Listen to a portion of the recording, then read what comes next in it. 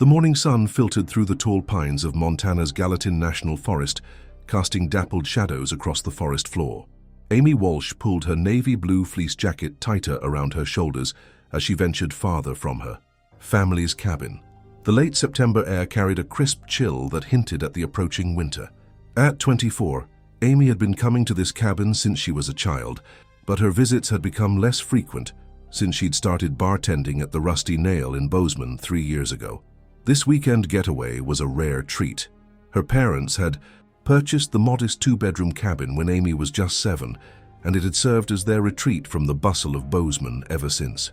Located about 45 minutes outside of town, the cabin sat nestled among lodgepole pines and Douglas firs, with a small creek running about 100 yards behind it. The Walsh family had spent countless summers fishing, hiking, and simply enjoying the tranquility of Montana's wilderness. Amy had arrived the previous evening after finishing her Friday night shift. Her parents, Michael and Sarah Walsh, had planned to join her, but her father had come down with a nasty cold and they decided to stay home. Rather than cancel the trip entirely, Amy had opted to go alone. She needed the break from pouring drinks and dealing with rowdy customers, not to mention the welcome respite from her cramped apartment that she shared with 2 other women. "Should have brought more firewood," Amy muttered to herself as she stepped over a fallen log. The cabin's woodpile had been depleted during her family's last visit in early August, and what remained wouldn't last through the cool autumn weekend. She'd spent the morning exploring the familiar trails around the cabin before realizing that the temperature would drop significantly once the sun went down. Now, basket in hand, she collected fallen branches and small logs that could be used in the cabin's wood-burning stove. Amy's honey-brown hair was pulled back in a practical ponytail, a few strands escaping to frame her face. She had her mother's hazel eyes and her father's determined chin. Standing at 5'6", she moved with the confidence of someone who knew the wilderness, though perhaps not as well as she should have. The forest floor was carpeted with pine, needles and fallen leaves in various stages of decay. Amy inhaled deeply, savoring the earthy scent. This was where she felt most at peace, away from the constant noise of the bar, the demanding customers, the sticky floors she had to mop at the end of each shift. Out here there was just the whisper of wind through the pines and the occasional call of a jay or chickadee. She'd been gathering wood for about 20 minutes, her wicker basket already half full of suitable kindling and smaller logs. Amy decided to venture a bit farther, hoping to find more substantial pieces that would burn longer. The cabin wasn't particularly large or difficult to heat, but the nights were getting colder, and she wanted to be prepared. The Walsh family cabin was located in a section of Gallatin National Forest, known for its wildlife. Over the years, they'd spotted deer, elk, the occasional moose, and even a mountain lion once, though at a safe distance. Bears were also known to inhabit the area, primarily black bears, though grizzlies had been making a comeback in recent decades due to conservation efforts. Amy's father had always been diligent about teaching his family proper wilderness safety, especially regarding bears. "Make noise while you walk," he'd instructed countless times. "Carry bear spray if you're going deep into the woods. Store food properly. Never approach a bear, especially if it has cubs." Amy had followed most of these rules throughout her life, but today, lost in thought about a difficult customer from her last shift and plans for a possible career change, she'd forgotten one crucial element: she wasn't making noise. She moved quietly through the forest, her rubber-soled hiking boots barely disturbing the ground cover. The basket creaked slightly when she added a new piece of wood, but otherwise, she was nearly silent. About a quarter-mile from the cabin, Amy spotted a fallen tree that had broken into several manageable sections. Perfect for the wood stove, she thought, setting down her basket to examine the find. The wood was dry and appeared to be free of rot, ideal for burning. As she bent to pick up one of the pieces, a soft rustling sound came from beyond a dense thicket of serviceberry bushes about 30 yards ahead. Amy straightened, suddenly alert. Living in Montana her entire life, she knew that various animals frequented these woods. Most likely it was a deer or perhaps an elk. Still, caution was always wise. She stood perfectly still, listening. The rustling came again, followed by a low huffing sound that sent a chill up her spine. That wasn't a deer. For a moment, Amy remained frozen, her mind racing through the possibilities. The huffing sound was distinctive. A bear, almost certainly. The question was What kind and how close? She slowly reached for her pocket, then felt a wave of dismay as she realized she'd left her bear spray back at the cabin. It had been sitting on the kitchen counter, and in her eagerness to enjoy the beautiful morning, she'd forgotten to clip it to her belt. The logical choice would be to back away slowly, return to the cabin and try again later with proper precautions. Amy began to do just that, taking a careful step backward. Her foot came down on a dry branch, which snapped with a crack that seemed to echo through the quiet forest. The rustling in the thicket stopped abruptly. Then came a distinct sound that made Amy's blood run cold, a deep, rumbling growl. Tato. The next moment, the bushes parted and a massive grizzly bear emerged. It stood on all fours, its shoulder height alone nearly 3 feet tall, suggesting it weighed at least 600 pounds. Its dish-shaped face and prominent shoulder hump identified it unmistakably as Ursus arctos horribilis, a grizzly bear, not the cow's smaller, more common black bear. The bear's fur was thick and varied in color from dark brown to almost blonde on its back and shoulders. Its small eyes, set in its broad face, fixed on Amy with an intensity that paralyzed her. This was no wildlife documentary or zoo encounter. This was a wild grizzly bear less than 30 yards away, and nothing stood between them. Amy's mind flashed to the bear safety training she'd received during a summer job at Yellowstone National Park years ago. Don't run. Running triggers a predatory chase response. Make yourself look big. Speak in a calm, firm voice. Slowly back away. If attacked, play dead for a grizzly. Fight back for a black bear. Hey bear, Amy said, her voice surprisingly steady despite her racing heart. I'm just passing through. No threat here. The grizzly rose onto its hind legs, towering at nearly 7 feet tall. From this new vantage point, it sniffed the air, likely assessing whether Amy represented a threat or possibly a food source. Its claws, some 4 inches long, were clearly visible now, natural digging tools that could easily rip through flesh. I'm going to back away now, Amy continued, trying to keep her voice calm while slowly raising her arms to appear larger. No need to worry about me. She took another step backward, and another, maintaining eye contact with the bear but trying not to appear challenging. The grizzly dropped back to all fours and woofed, a warning sound that Amy knew preceded either a charge or retreat. For a heartbeat. The forest seemed to hold its breath. The only sounds were the distant call of a raven and Amy's own pulse thundering in her ears. Then the grizzly charged. It wasn't the deliberate predatory charge of a hunter, but rather the defensive rush of an animal that felt threatened, short, fast, and designed to eliminate a perceived danger. Grizzlies could run up to 35 miles per hour in short bursts, covering the distance between them in mere seconds. Amy had no time to climb a tree or find other shelter. Acting on instinct, she turned slightly sideways to protect her vital organs and dropped to the ground, curling into a fetal position with her hands clasped behind her neck. Play dead, the training had emphasized for grizzly encounters. Let it know you're not a threat. The bear's momentum carried it forward faster than Amy could process. One moment she was curled on the forest floor, and the next, a force like a freight train slammed into her side. The impact sent her flying several feet before her body collided with the rough bark of a lodgepole pine. Pain exploded through her left wrist as she instinctively tried to break her fall, the bone snapping with an audible crack. Amy had no time to register the pain before the bear was upon her again. Its breath was hot and rank, a mixture of wild meat and forest vegetation. A massive paw with razor-sharp claws swiped at her, catching the back of her jacket and tearing through the fabric to the skin beneath. Amy screamed then, unable to maintain the play-dead strategy as pain lanced across her back. The sound seemed to give the bear pause. It huffed loudly, circling Amy's crumpled form with what appeared to be confusion or reassessment. Amy forced herself to remain as still as possible, despite the excruciating pain in her wrist and back. Through barely opened eyes, she watched the grizzly's massive paws move around her, each one large enough to crush her skull with minimal effort. Time seemed to stretch infinitely. The bear continued to circle and huff, occasionally prodding. Amy, with its snout, every instinct screamed at her to run, to fight, to do something, but she remained motionless, her face pressed into the pine needles and dirt of the forest floor. She could smell the damp earth mingled with her own blood, and somewhere in the back of her mind, she wondered if this was how she would die, alone in the woods less than half a mile from the safety of her family's cabin. After what felt like an eternity, but was likely only a minute or two, the bear gave one final huff and backed away. Through her barely open eyes, Amy watched as the massive creature turned and lumbered back toward the thicket from which it had emerged. Its movements were unhurried now. The immediate threat, in the bear's estimation, neutralized.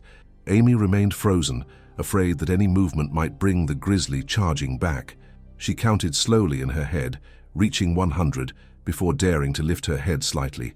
The bear was gone, though the broken branches and disturbed earth marked its path clearly enough. Only when she was certain the grizzly had truly departed did Amy allow herself to assess the damage. Her left wrist was already swelling, the pain sharp and insistent. When she tried to move her fingers, the resulting agony confirmed her suspicion of a fracture. Her back stung where the bear's claws had ripped through her jacket and into her skin, but the wounds didn't feel life-threateningly deep. With her uninjured right hand, Amy reached for her phone, which she'd tucked into her back pocket before leaving the cabin. It was still there, miraculously intact. Her hands trembled as she unlocked the screen, her hope fading as she saw there was no signal, a common issue in this remote part of the forest. "Of course," she muttered, wincing at the pain that even speaking seemed to intensify. She would have to make it back to the cabin on her own. From there she could use the landline to call for help, assuming the ancient phone still worked. If not, her car was parked outside, and Bozeman was less than an hour's drive away, assuming she could manage to drive with a broken wrist. Gathering her strength, Amy pushed herself to her feet, her vision swimming momentarily as a wave of dizziness washed over her. She took several deep breaths, trying to center herself. The basket of firewood lay scattered where she'd dropped it, but gathering it again was out of the question now. With her right arm cradled protectively across her body, supporting her injured left wrist as best she could, Amy began the trek back to the cabin. Each step sent jolts of pain through her body, but the alternative, remaining in the forest with a potentially returning bear, was unthinkable. The quarter-mile journey back to the cabin, which had taken her perhaps 10 minutes on her outbound journey, now stretched interminably. Amy focused on placing one foot in front of the other, using familiar landmarks to guide her way. A distinctive boulder here, a bent tree there, the sound of the creek growing louder as she approached the cabin. When the wooden structure finally came into view, Amy nearly sobbed with relief. She stumbled the final yards to the porch and fumbled with the door, eventually managing to push it open with her shoulder. Once inside, she collapsed onto the nearest chair, the adrenaline that had propelled her back to safety finally ebbing away, leaving her shaking and nauseated. After allowing herself a moment to recover, Amy made her way to the ancient rotary phone mounted on the kitchen wall. She lifted the receiver with her good hand and was greeted by the reassuring hum of a dial tone. Her first instinct was to call 911, but she hesitated. In this remote location, emergency services could take well over an hour to reach her, and the dispatcher might suggest a helicopter evacuation, something her bartender's salary and limited health insurance couldn't possibly cover. Instead, she dialed her parents' number in Bozeman. The phone rang 4 times before her mother answered. "Hello, Walsh residence." "Mom," Amy said, her voice breaking slightly. "It's me. I've had an accident at the cabin." "Amy? What happened? Are you all right?" Sarah Walsh's voice immediately shifted from casual to concerned. I'm okay, but I had an encounter with a bear, a grizzly. It knocked me into a tree, and I think my wrist is broken. There are some cuts on my back, too." "Oh, my God." Her mother's voice rose in pitch. Michael, come quickly!" Amy could hear rustling as her mother presumably covered the receiver to call for her father. "Are you safe now? Is the bear gone?" "Yes, I'm back in the cabin." The bear wandered. "Off after the attack. I don't think it followed me." "We're coming right now," Sarah said firmly. "Can you drive yourself to meet us? Or should we come all the way to the cabin?" Amy glanced down at her swollen wrist. The idea of trying to operate a manual transmission with one hand seemed impossible. "I think you'd better come here. I don't think I can drive safely. We're leaving in 5 minutes. Just stay inside, lock the doors, and try not to move that wrist. We'll be there as fast as we can." "Okay. Thanks, Mom." After hanging up, Amy's next task was to address her injuries as best she could. The cabin's first aid kit was stored in the bathroom, a plastic tackle box filled with basic supplies that her father insisted on keeping well stocked. With her good hand, Amy retrieved the kit and set it on the kitchen table. Working one-handed was awkward, but she managed to clean the claw marks on her back using dampened paper towels. The wounds weren't as deep as she'd feared, more like deep scratches than the lacerations she'd dreaded. They stung fiercely when she applied antiseptic, but the bleeding had already mostly stopped. Her wrist was another matter. It had swollen to nearly twice its normal size, a deep purplish bruise spreading across the skin. Amy found some ibuprofen in the first aid kit and swallowed 3 tablets with water, knowing they would barely touch the pain but hoping for any relief she could get. Using an elastic bandage from the kit, she attempted to immobilize her wrist, wrapping it as firmly as she dared. The result was far from professional, but it would have to do until her parents arrived. With that done, she sank onto the cabin's worn sofa, her body trembling with the aftermath of shock and fear. As she waited, Amy replayed the encounter in her mind. What could she have done differently? She should have carried her bear spray, certainly, made more noise while walking, perhaps stayed closer to the cabin. The self-recrimination was interrupted by a more troubling thought. What if the bear decided to approach the cabin? Grizzlies rarely saw humans as prey, but this one had already shown aggression. Amy forced herself to rise from the sofa and check that all the windows were securely closed and latched. The cabin's front door had a deadbolt, which she engaged with a decisive click. These precautions likely wouldn't stop a determined grizzly, but they provided some small comfort as she resumed her position on the sofa. Time passed with excruciating slowness. Amy tried to distract herself by watching the shadows lengthen outside the window as afternoon progressed. Her wrist throbbed in time with her heartbeat, and despite the ibuprofen, the pain seemed to be intensifying rather than diminishing. After what felt like an eternity, but was closer to 40 minutes, she heard the sound of a vehicle approaching on the gravel driveway.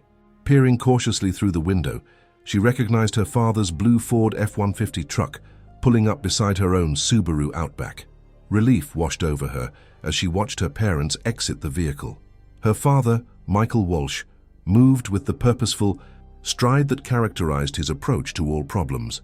At 58, he maintained the robust build of his younger years, his salt and pepper hair the only real concession to age. Behind him came her mother, Sarah, her face tight with worry as she scanned the cabin's exterior. Amy unlocked the door to let them in, and her mother immediately enveloped her in a gentle hug, careful to avoid her injured wrist. "Let me see," Michael said without preamble, his forester's training evident in his calm, methodical approach to the emergency. He examined Amy's makeshift bandage job and the scratches on her back, his expression growing more concerned. "We need to get you to the hospital. These scratches don't look too bad, but that wrist definitely needs an X-ray." "I'll grab some of your things," Sarah said, already moving toward the bedroom where Amy had left her overnight bag. "You can tell us to Forest Service?" Sarah asked. "A grizzly that close to the cabin?" "Definitely," Michael nodded. "They'll want to know, especially if it's showing aggressive behavior." Though from Amy's description, it sounds like a defensive reaction rather than predatory. The bear was probably as surprised as she was. The Bozeman Deaconess Hospital emergency room was relatively quiet for a Saturday afternoon. Amy was triaged quickly, her obvious injury and the nature of the attack earning her priority treatment. A nurse escorted her to an examination room where she repeated her story for the attending physician, Dr. Eleanor Martinez. "Bear attacks are uncommon, but not unheard of around here," Dr. Martinez commented as she gently examined Amy's wrist. "We're going to need X-rays to confirm, but I'm fairly certain you have a Colles fracture, a break of the radius bone near the wrist. The good news is that these typically heal well with proper treatment." The X-rays confirmed Dr. Martinez's assessment. Amy had indeed fractured her radius, though fortunately it was a clean break that wouldn't require surgery. The emergency room staff cleaned her back wounds more thoroughly, confirming that while they would be painful for a while, they weren't deep enough to need stitches. "You're very lucky," Dr. Martinez said as she applied a temporary cast to Amy's wrist. "Grizzly encounters don't always end this well. I'm prescribing pain medication and antibiotics. Bear claws can introduce a lot of bacteria, and we want to prevent any infection. You'll need to follow up with an orthopedist next week to get a permanent cast, which you'll likely wear for about 6 weeks. While Amy was being treated, Michael stepped outside to make a call to the local Forest Service office. Given the late hour on a Saturday, he reached only an answering service, but left a detailed message describing the location of the encounter and the bear's behavior. By early evening, Amy was discharged with her wrist in a cast, a prescription for pain management, and strict instructions to rest. The family stopped at a pharmacy to fill her prescriptions before heading to her parents' home in Bozeman. There was no question of Amy returning to the cabin or to her shared apartment. Her mother had already declared that she would be staying with them until she was more mobile. "I need to call Jake at the Rusty Nail," Amy said as they pulled into the driveway of her parents' modest ranch-style home. "I'm scheduled to work tomorrow night, and there's no way I can pour drinks with this." She gestured to her casted wrist. "We'll sort it out," her father assured her. "For now, let's get you settled. You've had quite a day." Inside, Sarah quickly prepared the guest room, while Michael helped Amy get comfortable on the living room sofa. The pain medication was beginning to take effect, making Amy's thoughts slightly fuzzy around the edges. "I can't believe this happened," she murmured, looking down at her cast. "I've been going to that cabin my whole life and never even seen a grizzly before. They're making a comeback in this part of Montana," Michael explained, his forestry knowledge evident. "Conservation efforts have been successful, and their territory is expanding. It's a good thing ecologically, but it does mean we humans need to be more careful." That evening, as Amy rested in her childhood home, her mother prepared her favorite comfort food, chicken noodle soup made from scratch, just as she had whenever Amy was sick as a child. Despite the pain and the trauma of the day, there was something reassuring about being cared for by her parents, about the familiar smells and sounds of the home where she'd grown up. After dinner, Michael received a call back from Rick Tanner, a wildlife management officer with the Forest Service whom he knew professionally. "I've reported the incident officially," Michael told Amy after hanging up. "They're sending someone out to the area tomorrow to look for signs of the bear and to post warning notices at nearby trailheads. Rick says they've had a few reports of a female grizzly with cubs in that general vicinity over the past month, though. Farther from the recreational areas, it's possible that's who you encountered." "Cubs would explain the defensive behavior," Amy noted, remembering her wilderness training. "I didn't see any cubs, though. They might have been nearby," her father suggested.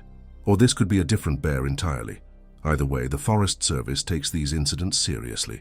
They'll monitor the situation, especially since this occurred relatively close to a cabin area." The next morning, Amy woke to find that her story had already begun to spread beyond their family circle.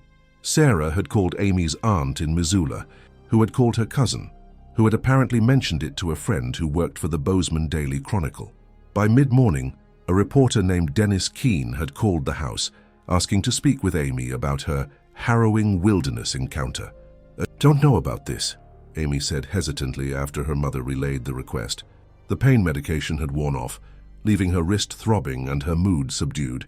"I don't want to be some kind of local spectacle." "You don't have to talk to them," Sarah assured her. "It's entirely your choice." After some consideration, Amy decided to provide a brief statement, hoping that an accurate account might help others avoid similar situations. She spoke with Dennis for about 10 minutes, describing the encounter factually and emphasizing the importance of bear safety measures, particularly those she had failed to follow. "I should have been making noise and carrying bear spray," she told the reporter. "Those are basic precautions in bear country, and I got complacent. I hope others can learn from my mistake." Dennis seemed slightly disappointed by Amy's matter-of-fact approach, clearly hoping for a more sensationalized tale, but he thanked her for her time and said the story would likely appear in Monday's edition of the Chronicle.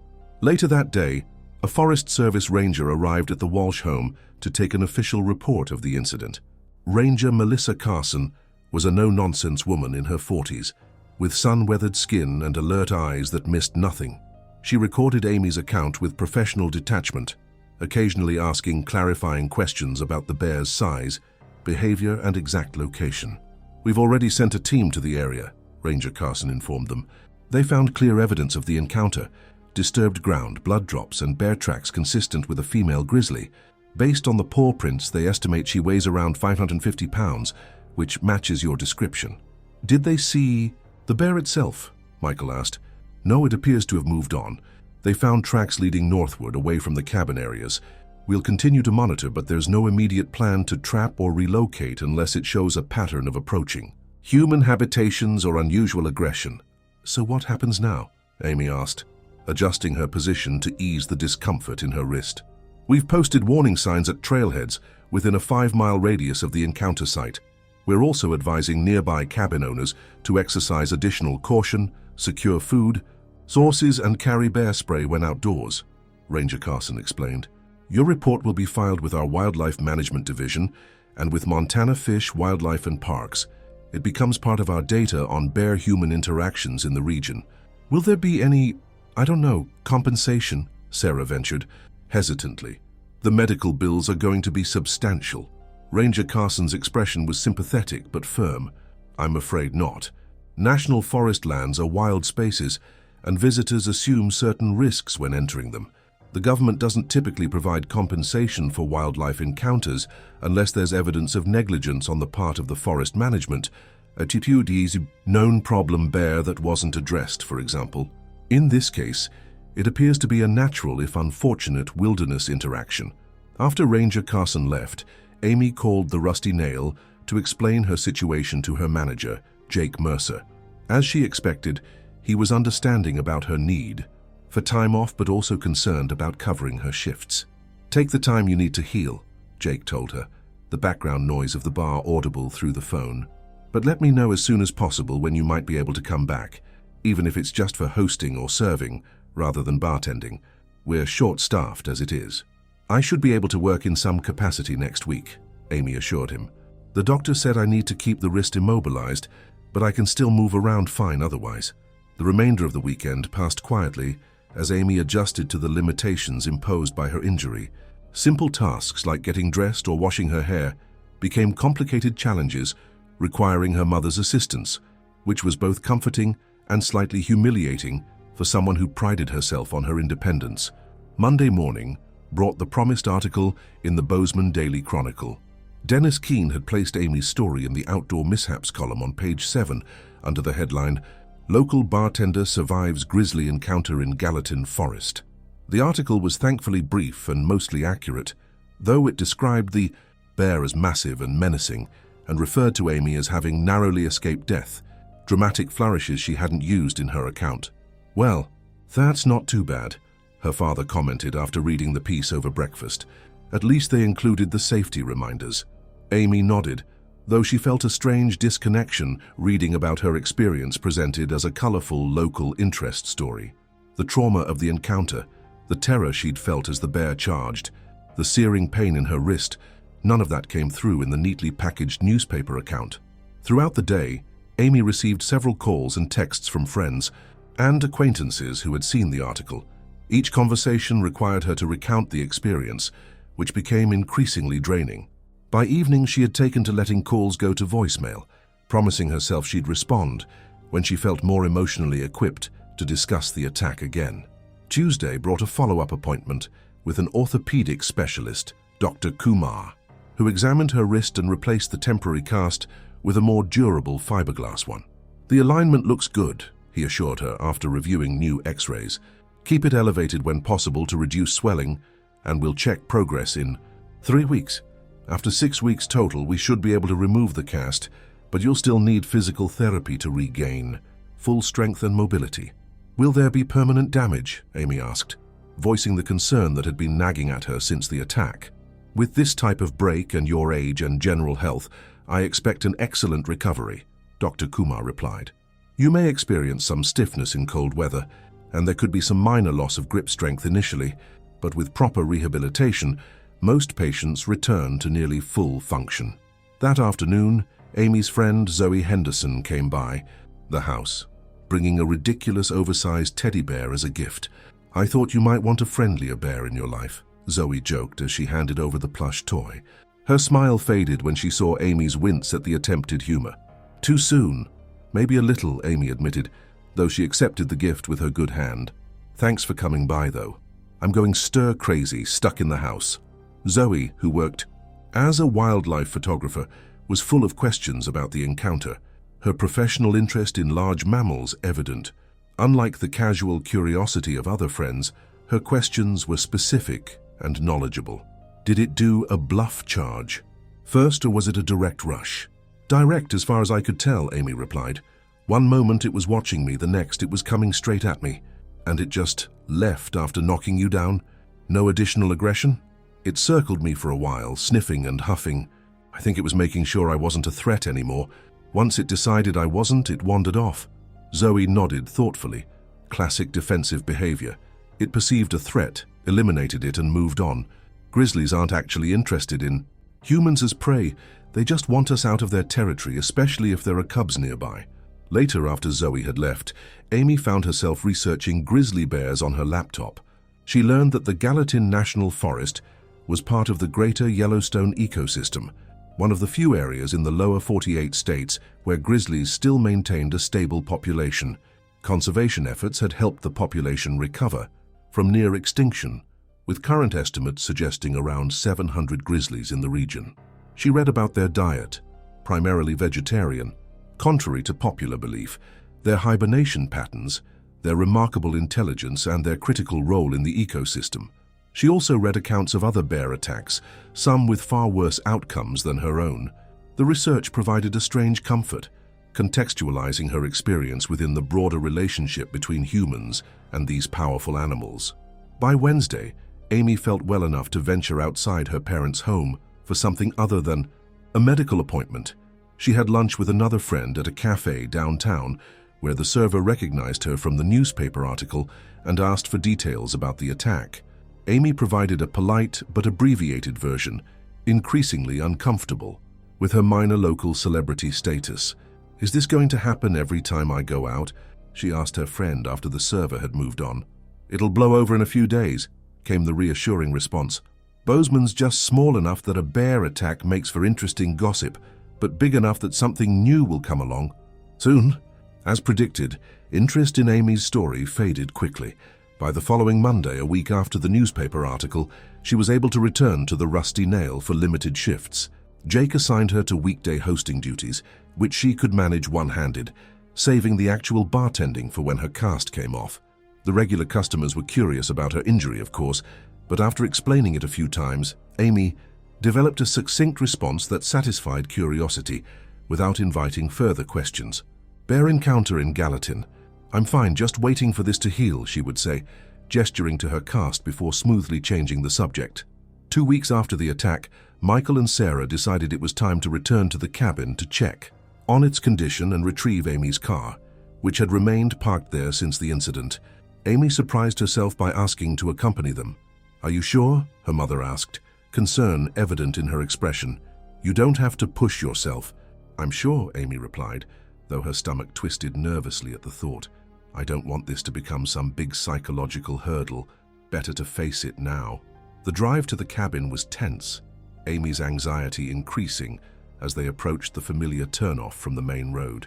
Her father, sensing her discomfort, maintained a steady conversation about inconsequential topics, a technique he'd used when teaching her to drive in potentially dangerous mountain conditions years ago. When they arrived at the cabin, everything looked exactly as they had left it 2 weeks earlier. The building stood peaceful among the pines, no sign that anything traumatic had occurred nearby. While her parents checked the cabin's interior, Amy stood on the porch gazing in the direction where she had encountered the bear. She had expected to feel overwhelming fear or perhaps anger at the animal that had caused her injury. Instead, she felt a complex mixture of respect, caution, and a strange sense of connection to the wilderness around her. The bear had not been malicious or evil. It had simply been a wild animal responding to a perceived threat in its territory. The forest remained beautiful, the air crisp and clean, the surroundings peaceful. "I don't want to stop coming here," she told her parents as they loaded her overnight bag into her father's truck. Her own car would remain at the cabin for now, as she still couldn't drive with her cast. "Once my wrist heals, I mean. No one would blame you if you wanted to sell your share of the cabin," her father said gently. The property was technically, in all three of their names, a decision her parents had made when Amy turned 21.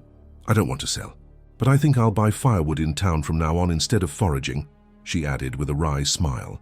As October progressed into November, Amy's physical recovery continued steadily. The scratches on her back healed completely, leaving only faint, pink lines that the doctor assured her would fade to nearly invisible over time. Her wrist remained in its cast, the initial sharp pain subsiding to a dull ache that flared only when she bumped it accidentally or tried to use it for tasks requiring strength or dexterity. The emotional recovery was less linear. Amy experienced occasional nightmares about the attack, waking in a cold sweat with the sensation of hot bear breath on her face. Certain sounds, a dog's huffing breath, the crack of a branch outside her window, could trigger momentary panic. Yet these episodes grew less frequent as the weeks passed. An unexpected side effect of the experience was Amy's growing interest in wildlife conservation and bear behavior. She found herself reading books on the subject, following wildlife biologists on social media, and even attending a public lecture at Montana State University given by a bear researcher from Yellowstone National Park. At the 6-week mark, Dr. Kumar removed Amy's cast. Her wrist emerged pale and slightly withered, the muscles atrophied from disuse. Physical therapy began immediately, with exercises designed to restore strength and mobility. The first sessions were frustrating and painful, but Amy approached them with the same determination she'd shown throughout her recovery. "You're making excellent progress," her physical therapist, Donna, commented during their third session. "Most patients take longer to regain this level of rotation." "I have motivation," Amy replied, grimacing as she slowly rotated her wrist through its range of motion. "I want to get back to normal bartending shifts before Christmas. The holiday season tips are crucial."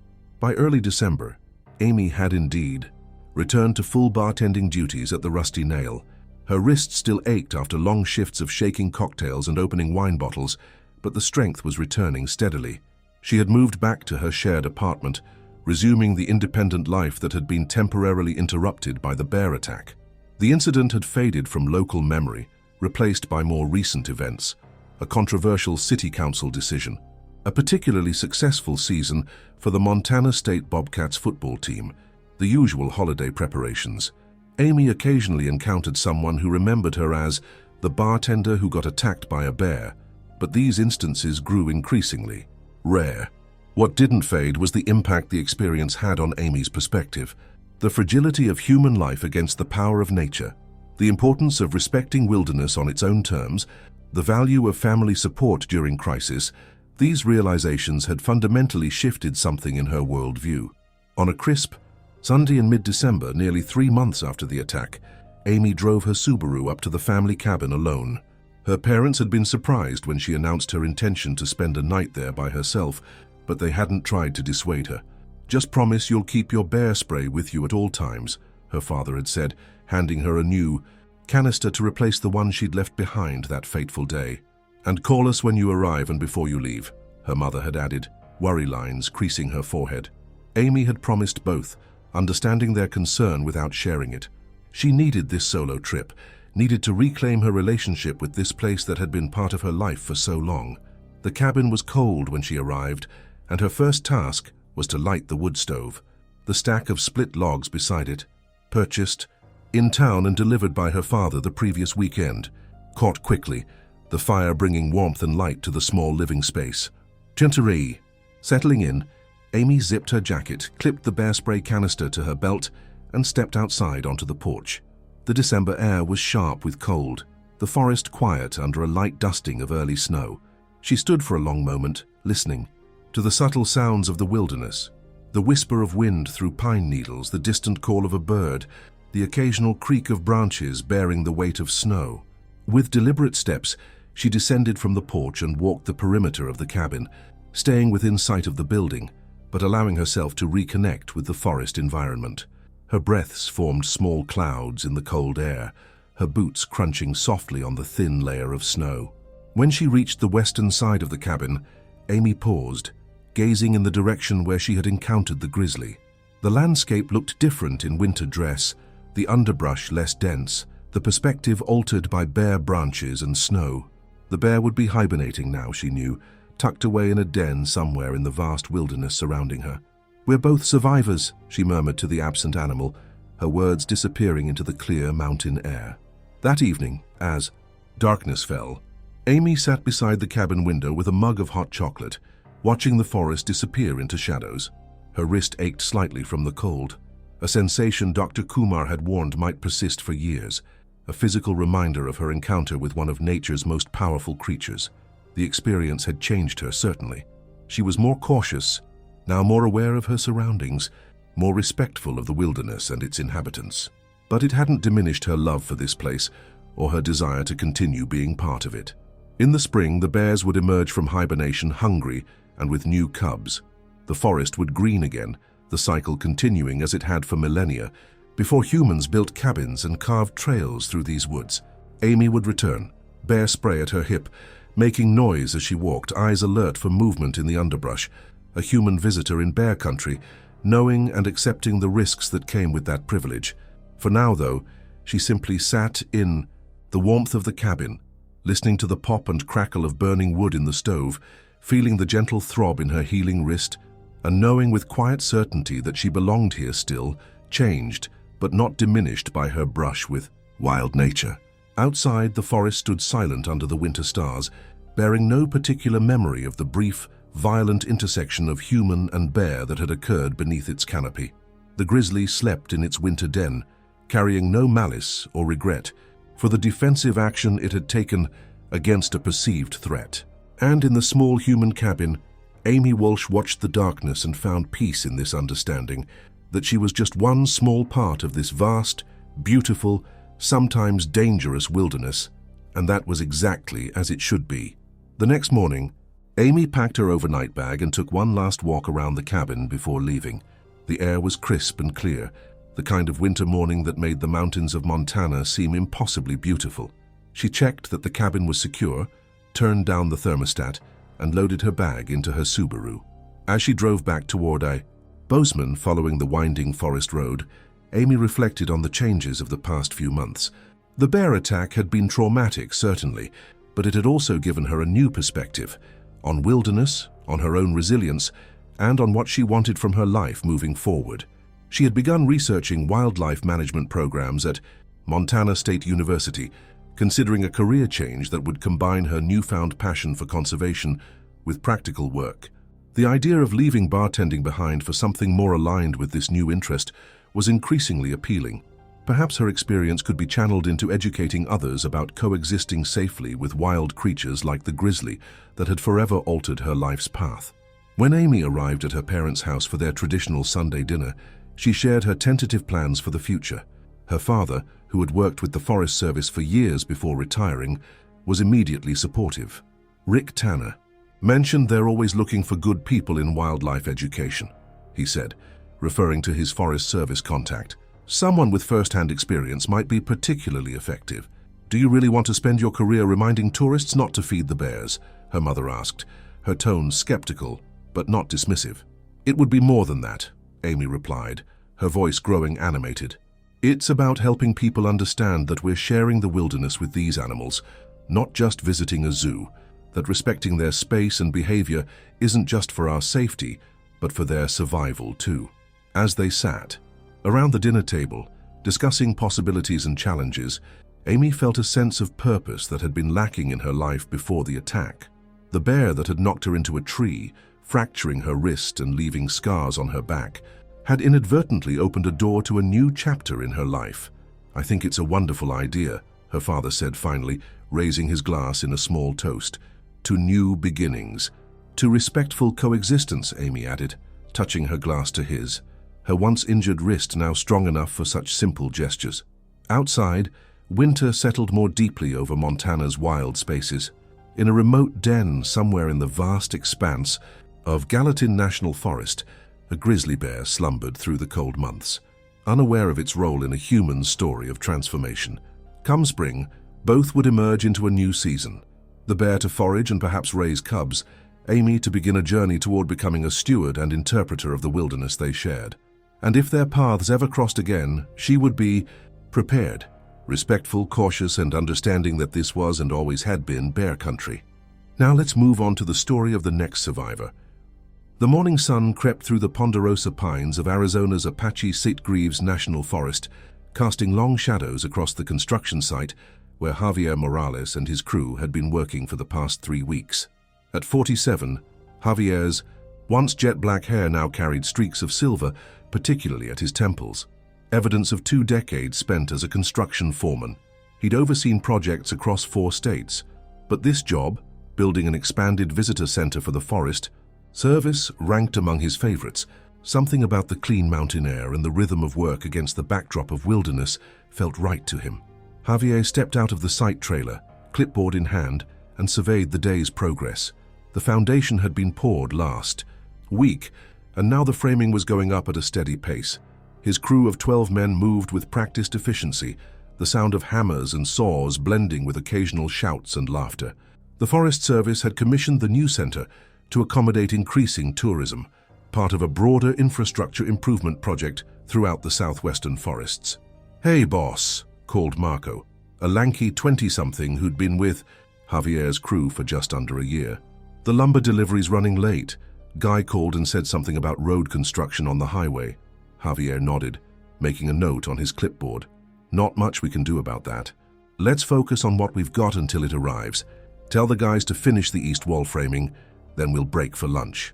The Apache Sitgreaves National Forest sprawled across nearly 3 million acres of eastern Arizona, a rugged landscape of pine forests, mountains, and deep canyons. The construction site sat in a small clearing about half a mile from the existing visitor center, connected by a service road that wound through thick stands of pine and aspen. It was beautiful country, but remote. The nearest town, Alpine, was 30 minutes away by truck, and cell service ranged from spotty to non-existent, depending on where you stood. Javier had insisted on proper site preparation before they began construction, including clearing the immediate area and setting up bear-proof garbage containers. The Forest Service ranger who'd given them their safety briefing, a stocky woman named Karen Delgado, had been explicit about the wildlife concerns. "We've got black bears throughout this forest," she'd told them during orientation. "They're mostly shy and avoid people, but they're opportunistic feeders. Keep your food secure, dispose of trash properly, and never ever feed them intentionally." Javier had taken her warning seriously, implementing strict protocols for the site. No food in the work areas, lunches to be eaten only in the designated area near the trailer, all garbage double-bagged and locked in the bear-resistant containers at the end of each day. His men had grumbled a bit at first. Construction workers weren't typically known for their tidiness, but they'd adapted quickly enough. By noon, the sun stood high overhead, its heat intensifying despite the elevation. Javier called the lunch break, and the men gratefully set down their tools. The lunch area had been set up on the north side of the clearing, where several picnic tables salvaged from the old visitor center provided seating in the shade of a massive ponderosa.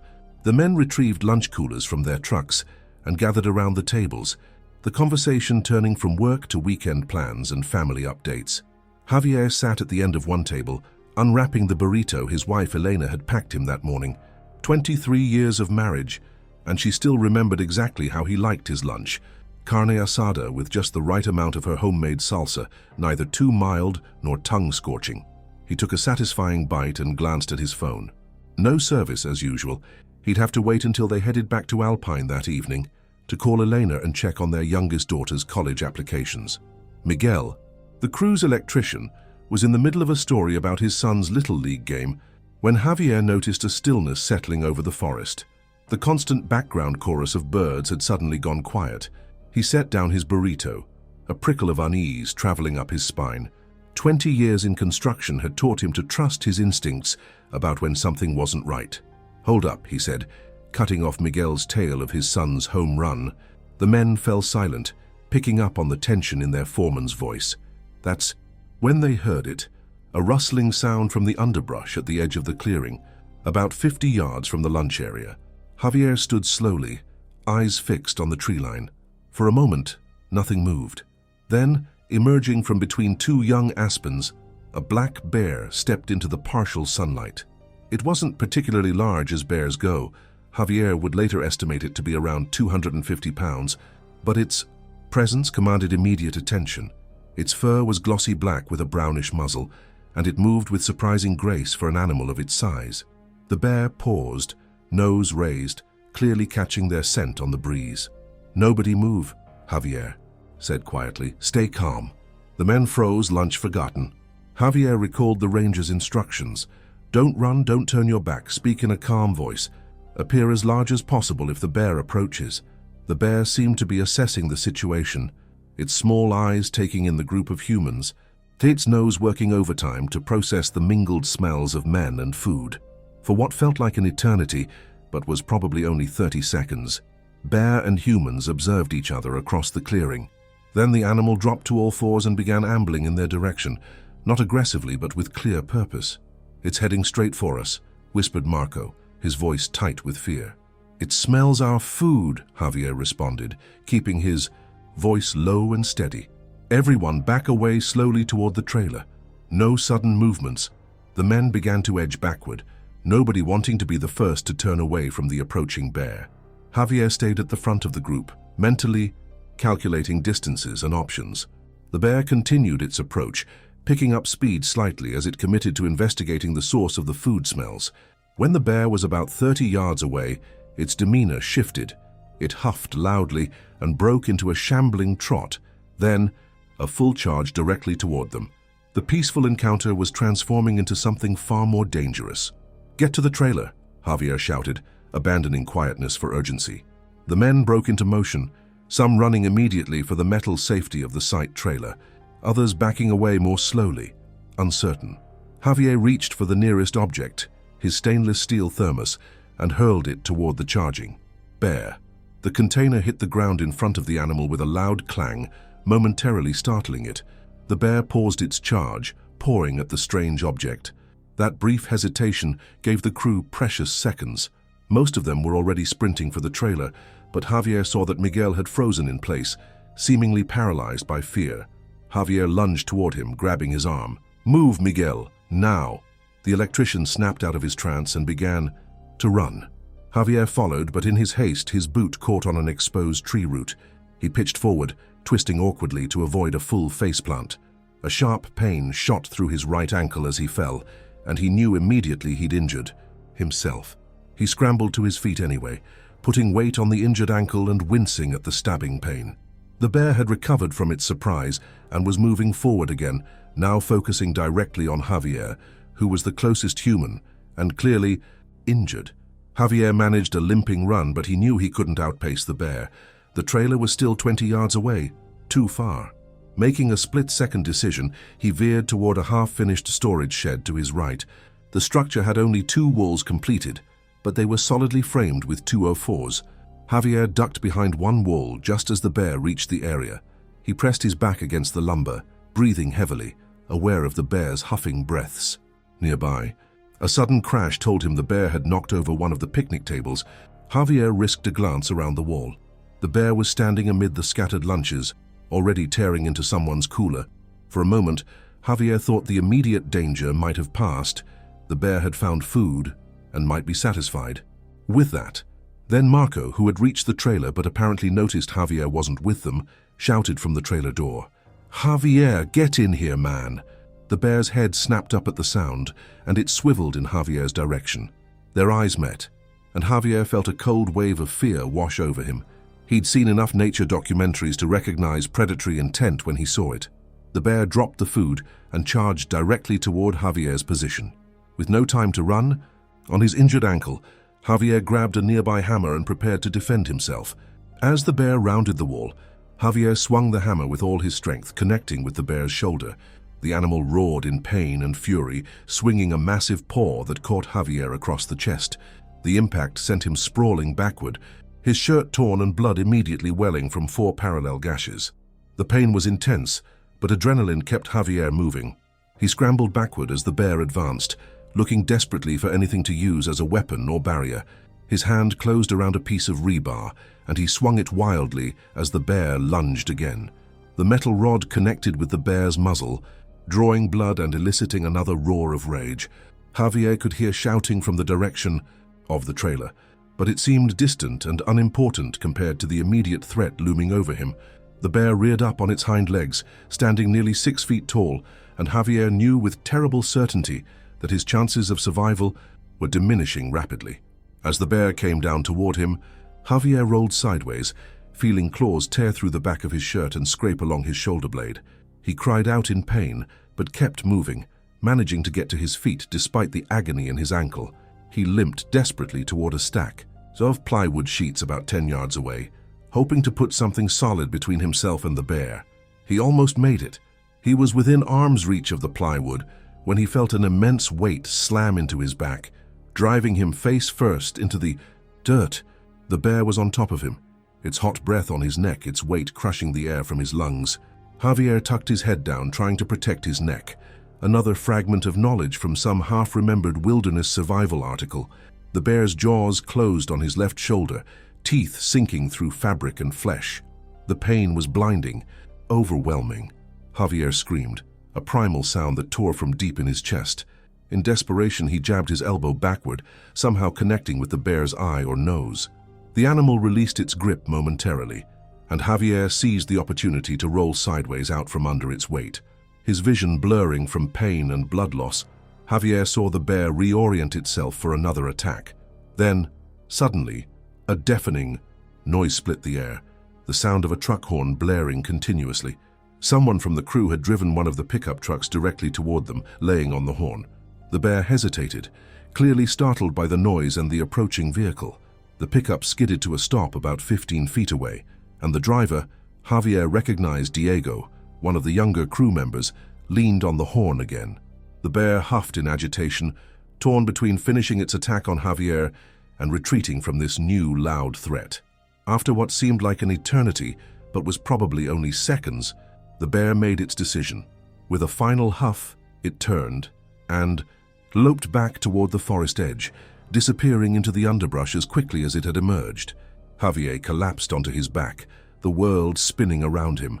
He could hear shouting, footsteps approaching, then hands carefully lifting him. The pain from his shoulder and chest wounds blazed with renewed intensity as the adrenaline began to fade. "Stay with us, boss." Diego's voice seemed to come from very far away. "Ambulance is coming." Miguel got through to 911 from the highway. Javier tried to respond, but found he couldn't form words. Darkness crept in at the edges of his vision, and despite his efforts to stay conscious, he slipped into blackness. He awoke to the steady beep of a heart monitor and the antiseptic smell of a hospital room. For a moment, he couldn't recall where he was or what had happened. Then the pain hit him, a dull, throbbing ache across his chest, a sharper pain in his shoulder, and a persistent soreness in his ankle. Memory flooded back, bringing with it a renewed surge of fear that caused the heart monitor to beep more rapidly. "Javier, can you hear me?" He turned his head slightly to see Elena sitting beside the bed, her face drawn with worry, eyes red-rimmed from crying. Beyond her, he could make out two of his daughters, Lucia, the oldest at 22, and Sophia, 19, standing anxiously at the foot of the bed. "I'm here," he managed, his voice a dry rasp. "Water?" Elena quickly held a cup with a straw to his lips, and the cool liquid was the most welcome sensation he could remember experiencing. After a few sips, he settled back against the pillow, taking stock of his condition.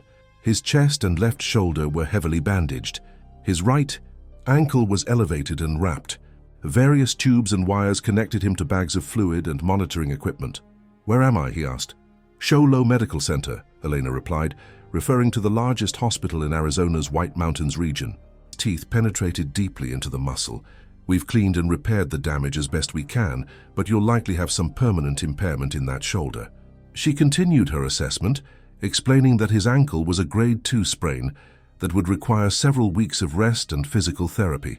He also had various minor cuts and bruises, including facial abrasions from being forced to the ground.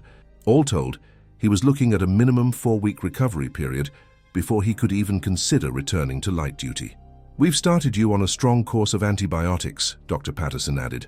"Bear bites can introduce serious infection. We're also monitoring for any signs of rabies, though that's relatively rare in black bears in this region." As she spoke, a man in a Forest Service uniform appeared in the doorway. He waited until Dr. Patterson had finished her explanation and left before approaching the bed. "Mr. Morales, I'm Steve Keller, District Wildlife Manager for Apache Sitgreaves."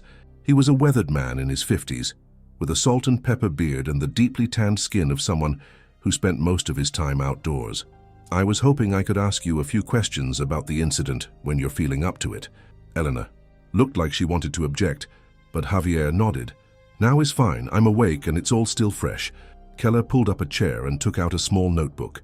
He asked Javier to recount the entire encounter in as much detail as possible, the bear's appearance, behavior, and movements. Javier described everything he could remember, from the initial sighting to the final moments before he lost consciousness.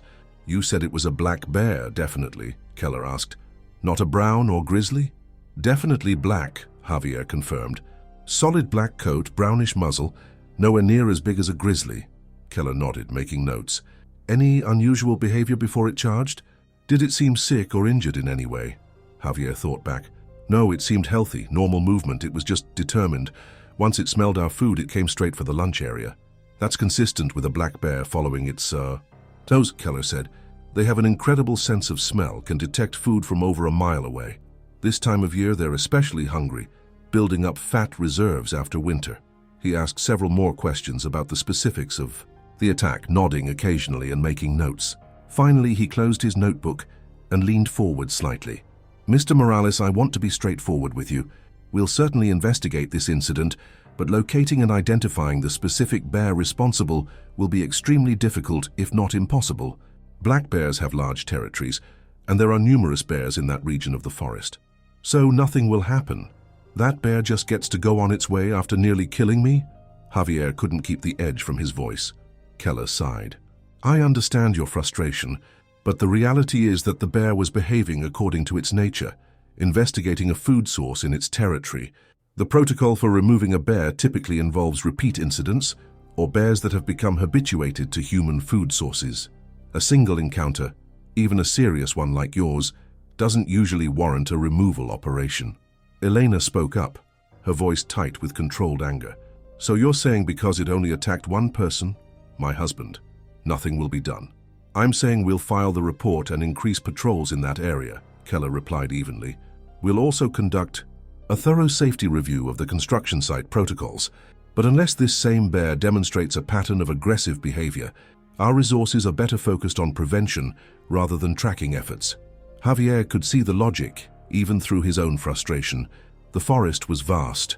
The bears, numerous, and identifying one specific animal would be nearly impossible without witnesses tracking it directly from the attack site. What about the construction project? He asked, changing the subject. My crew. Work has been temporarily suspended, Keller informed him. The Forest Service is conducting a site assessment and implementing additional safety measures.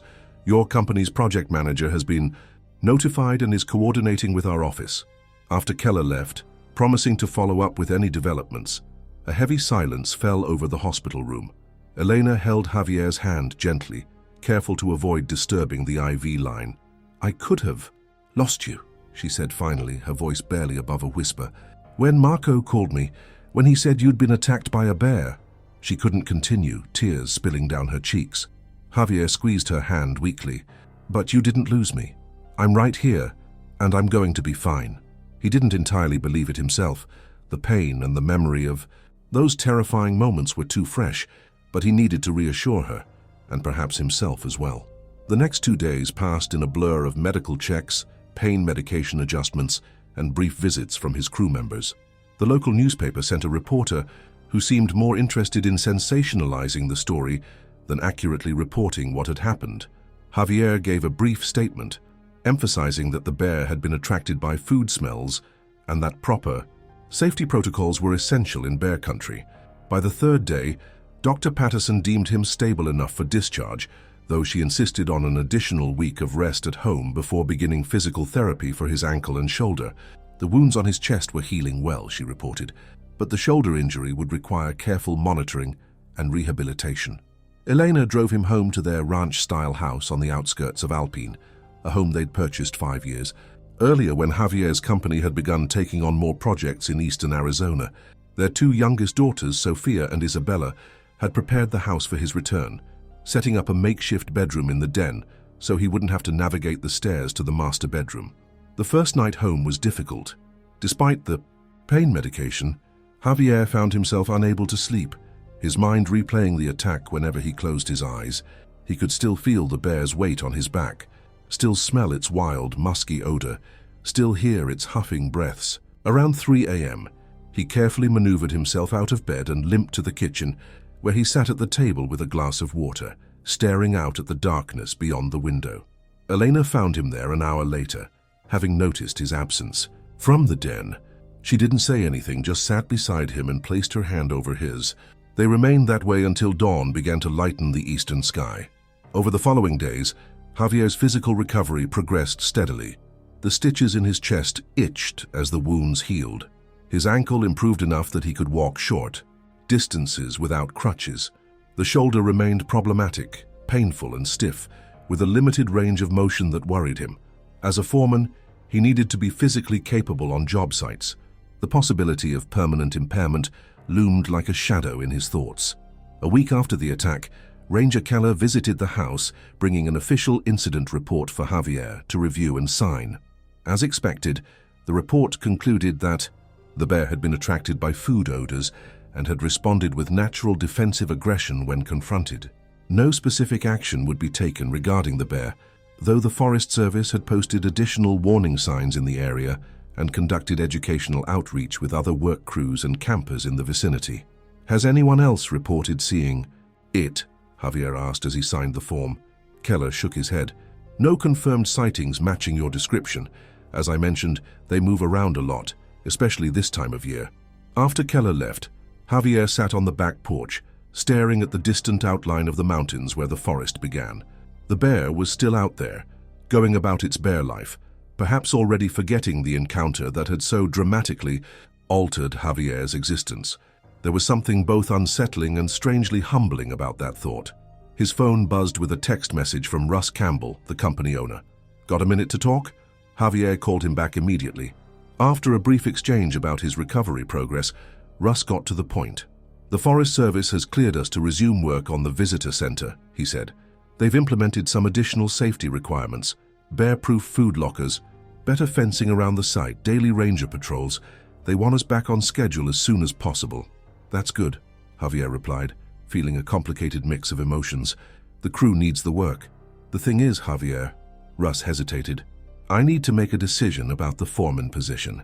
Doctor says you're looking at another 6 to 8 weeks minimum before full duty. We can't leave the site without supervision that long."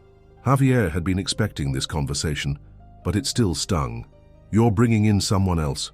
"Temporarily," Russ emphasized. "Your job will be waiting when you're cleared to return. But in the meantime, I'm sending Bill Hutchins up from the Payson crew to take over. He's got the experience and he can step in immediately." "I understand," Javier said, because what else could he say? The project couldn't wait for his body to heal, and Bill was competent enough. "When do you need me to brief him on the job?" They arranged for Bill to stop by the house the following afternoon to review the project plans and discuss the specific challenges of the site. After hanging up, Javier sat with the knowledge that for the first time in over 15 years a crew would be working without him. The bear had taken that from him too, at least temporarily. That night he dreamed of the forest. In the dream, he was alone, walking among the pines, searching for something he couldn't identify. He could sense the bear's presence, not seeing it but knowing it was there, watching from the shadows between the trees. He kept walking, the sense of being observed growing stronger, until he reached a small clearing where a beam of sunlight illuminated the forest floor. In the center of the light stood the bear, its black fur gleaming, eyes fixed on Javier with what seemed like recognition. Javier woke with a start, heart racing, the dream so vivid that for a moment he expected to see the bear standing in the darkened den. Elena stirred beside him on the expanded recliner they'd been sharing, but didn't wake. He lay back, focusing on his breathing until the residual fear subsided, replaced by a strange sense of connection to the animal that had nearly killed him. The next few weeks established a new routine. Mornings were dedicated to physical therapy, exercises that left him sore but gradually improved his mobility. Afternoons often involved consultations with Bill about the visitor center project, which was progressing well despite the interruption.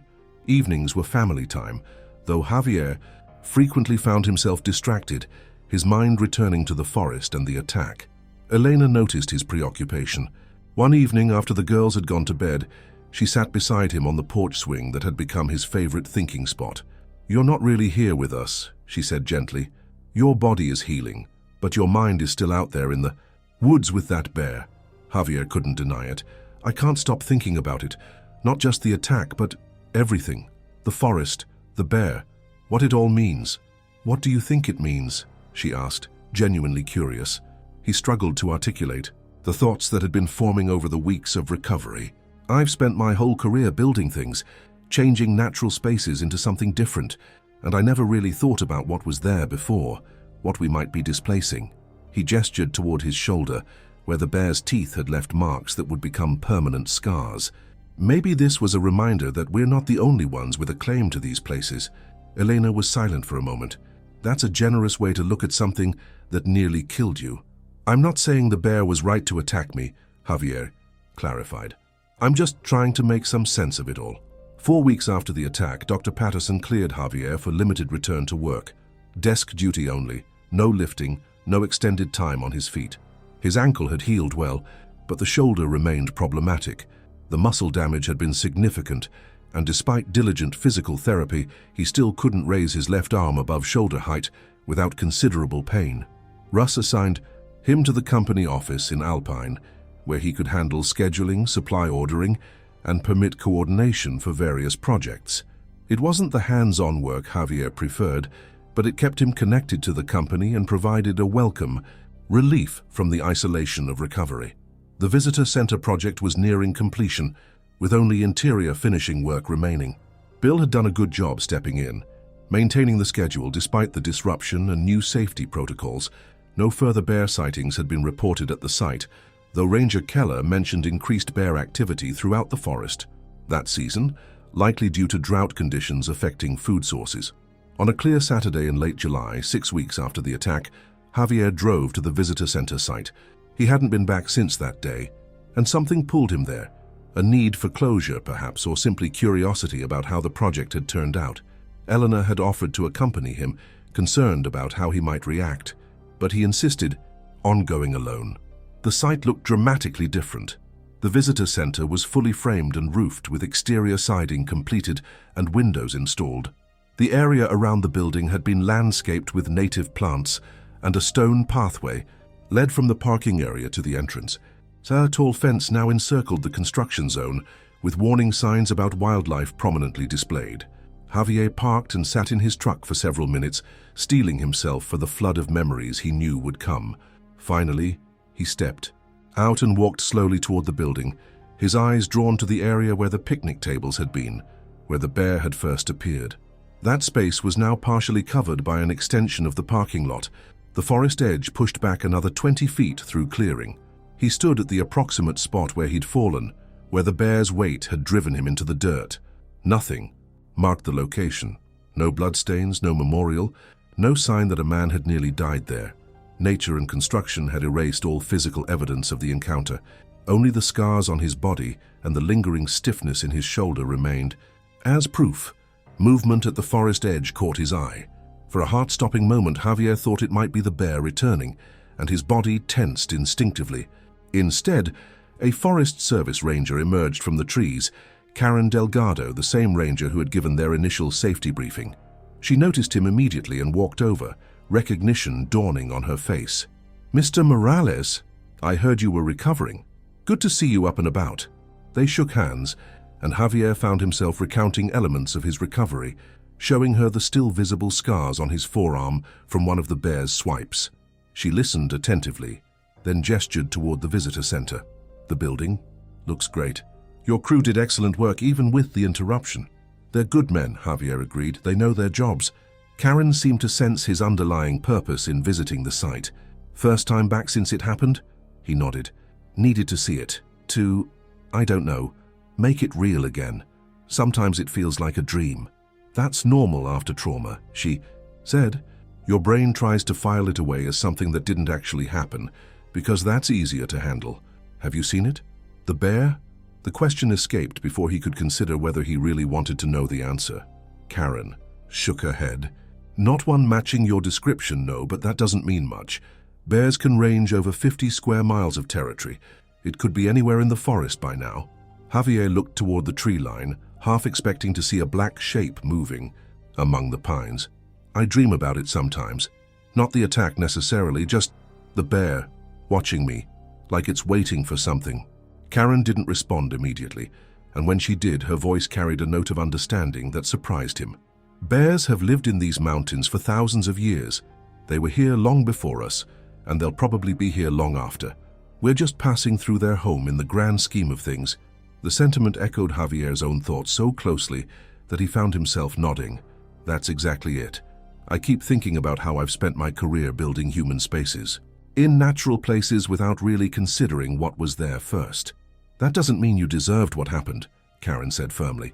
No, Javier agreed, but maybe it means I needed to pay more attention, to remember that we're not the only ones with a claim to these spaces. They walked together toward the visitor center, Karen pointing out the various safety improvements that had been implemented following the attack. Bear-proof garbage containers were positioned strategically around the site. Educational signage about wildlife awareness had been installed along the approaching paths. The landscaping had been designed specifically to minimize attractants, avoiding fruit-bearing plants that might draw animals. Your experience led to these changes, Karen told him. They'll help protect other workers and visitors. Some good came from what you went through. The thought provided a small measure of comfort, though Javier wasn't sure it balanced the scales. As they completed their circuit of the building, Karen was called away by radio to address an issue elsewhere in the forest. She shook Javier's hand again before departing. The visitor center opens next month, she said. You should bring your family to the dedication. See the finished product. After she left, Javier remained at the site for another hour, watching the interplay of sunlight and shadow among the trees, listening to the wind in the pines. The forest felt different to him now, not just a scenic backdrop for human activity, but a complex living system with its own imperatives and inhabitants. The bear was out there somewhere, going about its bear business, unaware of how profoundly it had altered one human's perspective. As the afternoon waned, Javier made one final circuit of the building, admiring the craftsmanship of his crew and the way the structure had been designed to complement rather than dominate its forest setting. When he reached his truck, he paused with his hand on the door handle, looking back at the tree line one last time. For an instant, so briefly he would later wonder if he'd imagined it, he thought he saw a dark shape moving between distant trees. Not approaching, not threatening, just passing through. Then it was gone, leaving only the swaying pines and lengthening shadows. Javier drove home with a strange sense of completion. The forest had marked him, physically and mentally, but he had survived. The bear had moved on, and so would he, carrying the memory of their encounter and the lessons it had taught him about respect for wild places and the creatures that called them home. Elena was waiting on the porch when he arrived, concern evident in her expression. She had understood his need to visit the site alone, but had worried nonetheless. He climbed the steps slowly and sat beside her, taking her hand. "How was it?" she asked. "Being back there?" Javier considered the question. "It was necessary," he said finally. "I needed to see it as just a place again, not as the scene from a nightmare." "And did you see it that way?" "I think I'm getting there." He described his conversation with Ranger Delgado and the safety improvements that had resulted from his experience. "Something good came from it. Other people will be safer because of what happened to me." They sat in companionable silence as twilight deepened around them. In the distance, the mountains were dark silhouettes against the fading light, the forest a vast presence beyond their small human settlement. Somewhere in that wilderness, a black bear might be settling into its evening routine, foraging, marking territory, perhaps preparing a den for the coming winter. Javier rubbed his shoulder absently, feeling the ridged scar tissue beneath his shirt. The physical therapist had indicated he might never regain full range of motion, that certain movements would likely cause pain indefinitely. A permanent reminder of his brief, violent intersection with the wild. "I've been thinking about something," he said to Eleanor, "about work and what I want to do going forward." She turned to face him, attentive but not pressing. "I'm thinking I might talk to Russ about shifting my role. Less field supervision, more project planning and environmental coordination. Using what I know about construction to help design projects that work better with their surroundings." He gestured toward the mountains. "What happened changed how I see things. Maybe I can use that." Elena smiled, squeezing his hand. "I think that sounds perfect for you, and I'm proud of how you've handled all this." Later that night, as they prepared for bed, Javier found himself once more on the back porch, drawn by some indefinable pull to look toward the mountains. The forest was invisible in the darkness, but he could feel its presence, a living entity with its own rules and rhythms, indifferent to human concerns yet inextricably connected to human experience. The bear was out there moving through its world, a world that occasionally overlapped with Javier's, but remained fundamentally separate, following ancient imperatives of survival and territory. They had briefly collided, human and bear, in a moment of fear and pain and instinct. The encounter had nearly cost Javier his life. It had certainly changed its course. As he turned to go inside, Javier realized something had shifted in his understanding of what had happened. The bear hadn't attacked him out of malice or evil intent. It had simply been a bear, acting according to its nature in a territory humans had entered. The tragedy wasn't that a wild animal had behaved wildly, but that human and animal spaces had overlapped in a way that led to conflict. In the months that followed, Javier's recovery continued. His shoulder gradually improved, though as predicted, he never regained full mobility. The scars faded from angry red to silvery white, visible reminders of his encounter whenever he changed clothes or showered. He returned to work full-time, in a new role that Russ had created specifically for him, Environmental Project Coordinator, overseeing the integration of construction projects with their natural settings. The visitor center was completed and dedicated in a small ceremony attended by Forest Service personnel, local officials, and the construction crew. Javier attended with his family, accepting congratulations on the project's success and fielding the occasional question about his experience with the bear. He had become something of a local legend in Alpine and the surrounding communities, the man who had survived a black bear attack. He found the attention uncomfortable, but used it as an opportunity to educate people about proper behavior in bear country. Occasionally, someone would ask if he hated bears now, or if he supported more aggressive management of predators. Javier always shook his head. The bear was being a bear, he would say. I was in its territory. What happened wasn't about good or evil. It was about two different worlds colliding. Some people understood. Others clearly thought he was too forgiving or had developed some kind of Stockholm syndrome about his attacker. Javier didn't try to convince them. His perspective had been hard-won through pain and reflection. As autumn painted the forest in amber and gold, Javier found himself drawn there again, not to the visitor center site this time, but to a different area, a hiking trail that wound through a peaceful section of pines and aspens. Several miles from where the attack had occurred, Elena accompanied him, watchful but supportive of his need for this pilgrimage. They hiked slowly, Javier's shoulder protesting on the steeper sections, but holding up reasonably well.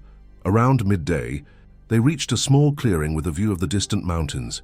They sat on a fallen log to eat the lunch they'd packed, the forest quiet around them except for the occasional bird call and the whisper of wind through the trees. Are you okay? Elena asked, noticing his prolonged silence. Javier nodded, just thinking about connections, about how everything that happens becomes part of us, changes our path. He gestured toward his shoulder. I'll carry this experience with me forever, not just the scars, but the understanding it gave me. About myself, about wild places, about respect. Elena leaned against him gently. That's a good way to carry it. As they prepared to return to the trailhead, movement in the undergrowth about 50 yards away caught their attention. Elena tensed, reaching for Javier's arm. A moment later, a young deer stepped cautiously into view, pausing to look in their direction before continuing on its way, disappearing among the trees. Not a bear, Elena said with evident relief. No, Javier agreed, but it could have been.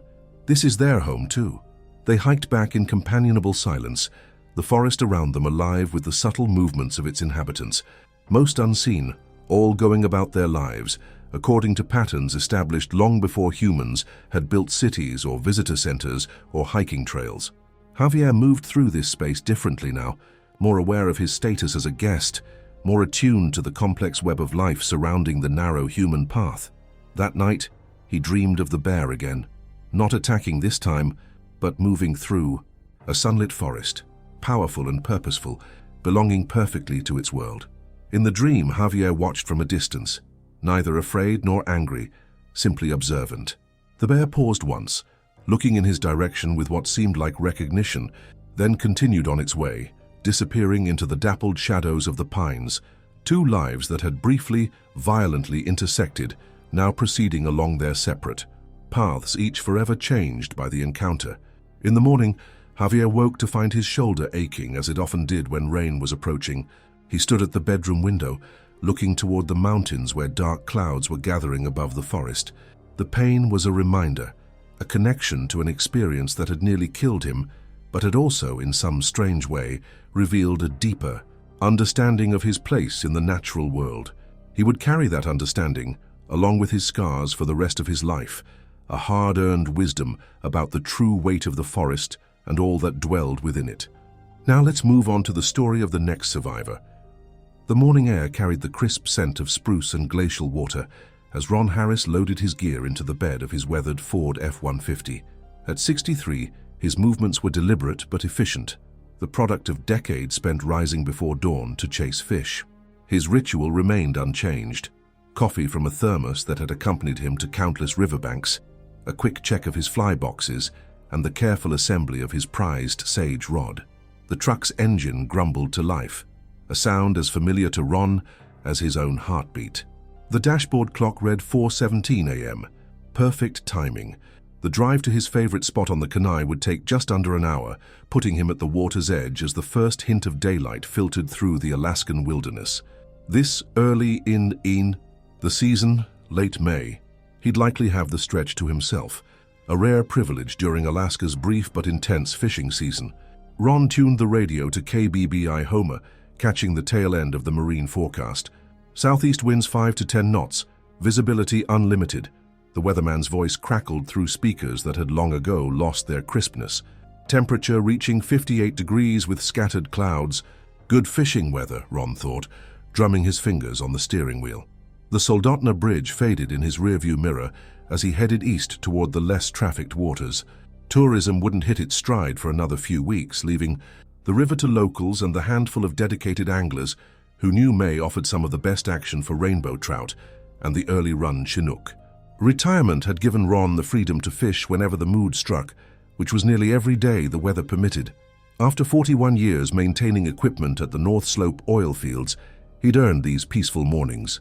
His wife, Diane, had passed 3 years earlier, lung cancer that moved faster than either of them could process, leaving Ron to navigate his golden years alone. Their 2 daughters lived in the lower 48, calling regularly, but visiting only during the compressed weeks of summer when Alaska put on its most hospitable face. The tires crunched on gravel as Ron pulled into the small parking area near mile 45 of the Sterling Highway. No other vehicles in sight, just as he'd hoped. He eased himself from the driver's seat, stretching his back against the soft complaints of age. The air held that peculiar Alaskan quality, a crispness that never fully surrendered to spring, carrying the distant scent of snow still clinging to the Kenai Mountains, despite the calendar's insistence that summer approached. Ron reached for his vest, a faded Filson with pockets that had held everything from tippet spools to his wife's medication during their last fishing trip together.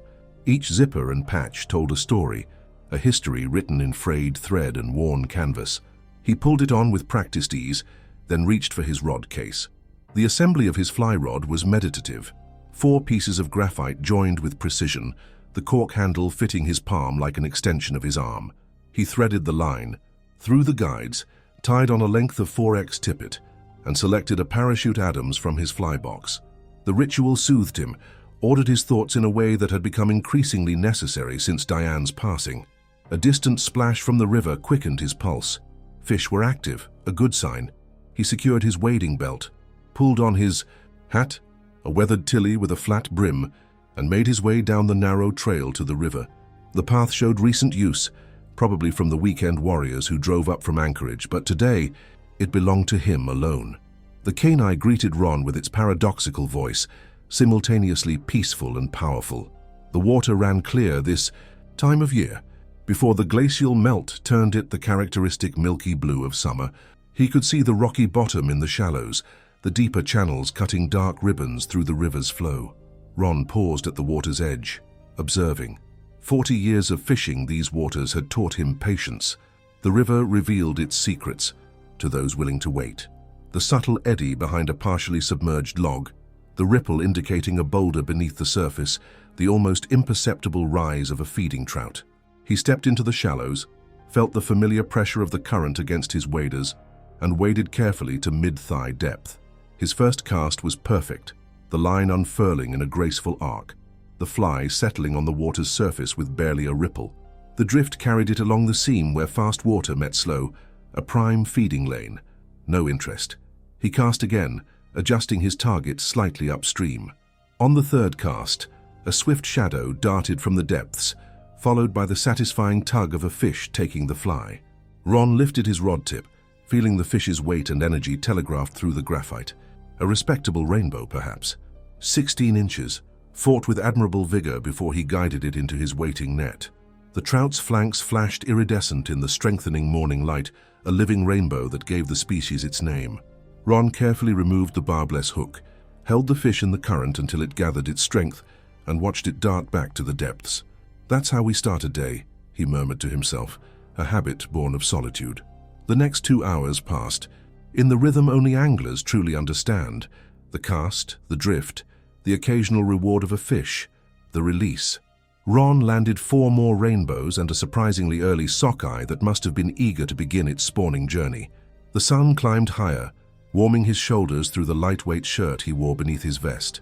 By 8:30, Ron's stomach reminded him of the sandwiches waiting in his cooler.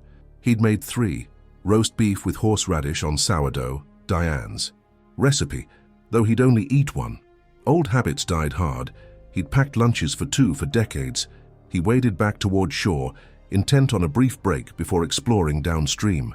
The shoreline where Ron had left his gear was bordered by a dense stand of cottonwoods and spruces, their shadows creating dappled patterns on the ground. As he approached, something felt different, though he couldn't immediately identify what had changed. Then he saw it. His tackle bag had been moved, no longer leaning against the log where he'd left it. Instead, it lay on its side several feet away, the contents partially spilled onto the rocky shore. "What the hell?" Ron muttered, quickening his pace. Had another angler arrived and accidentally disturbed his things? But there had been no vehicles in the parking area, and he'd seen no one on the river. As he reached the shore, the answer became immediately, terrifyingly clear.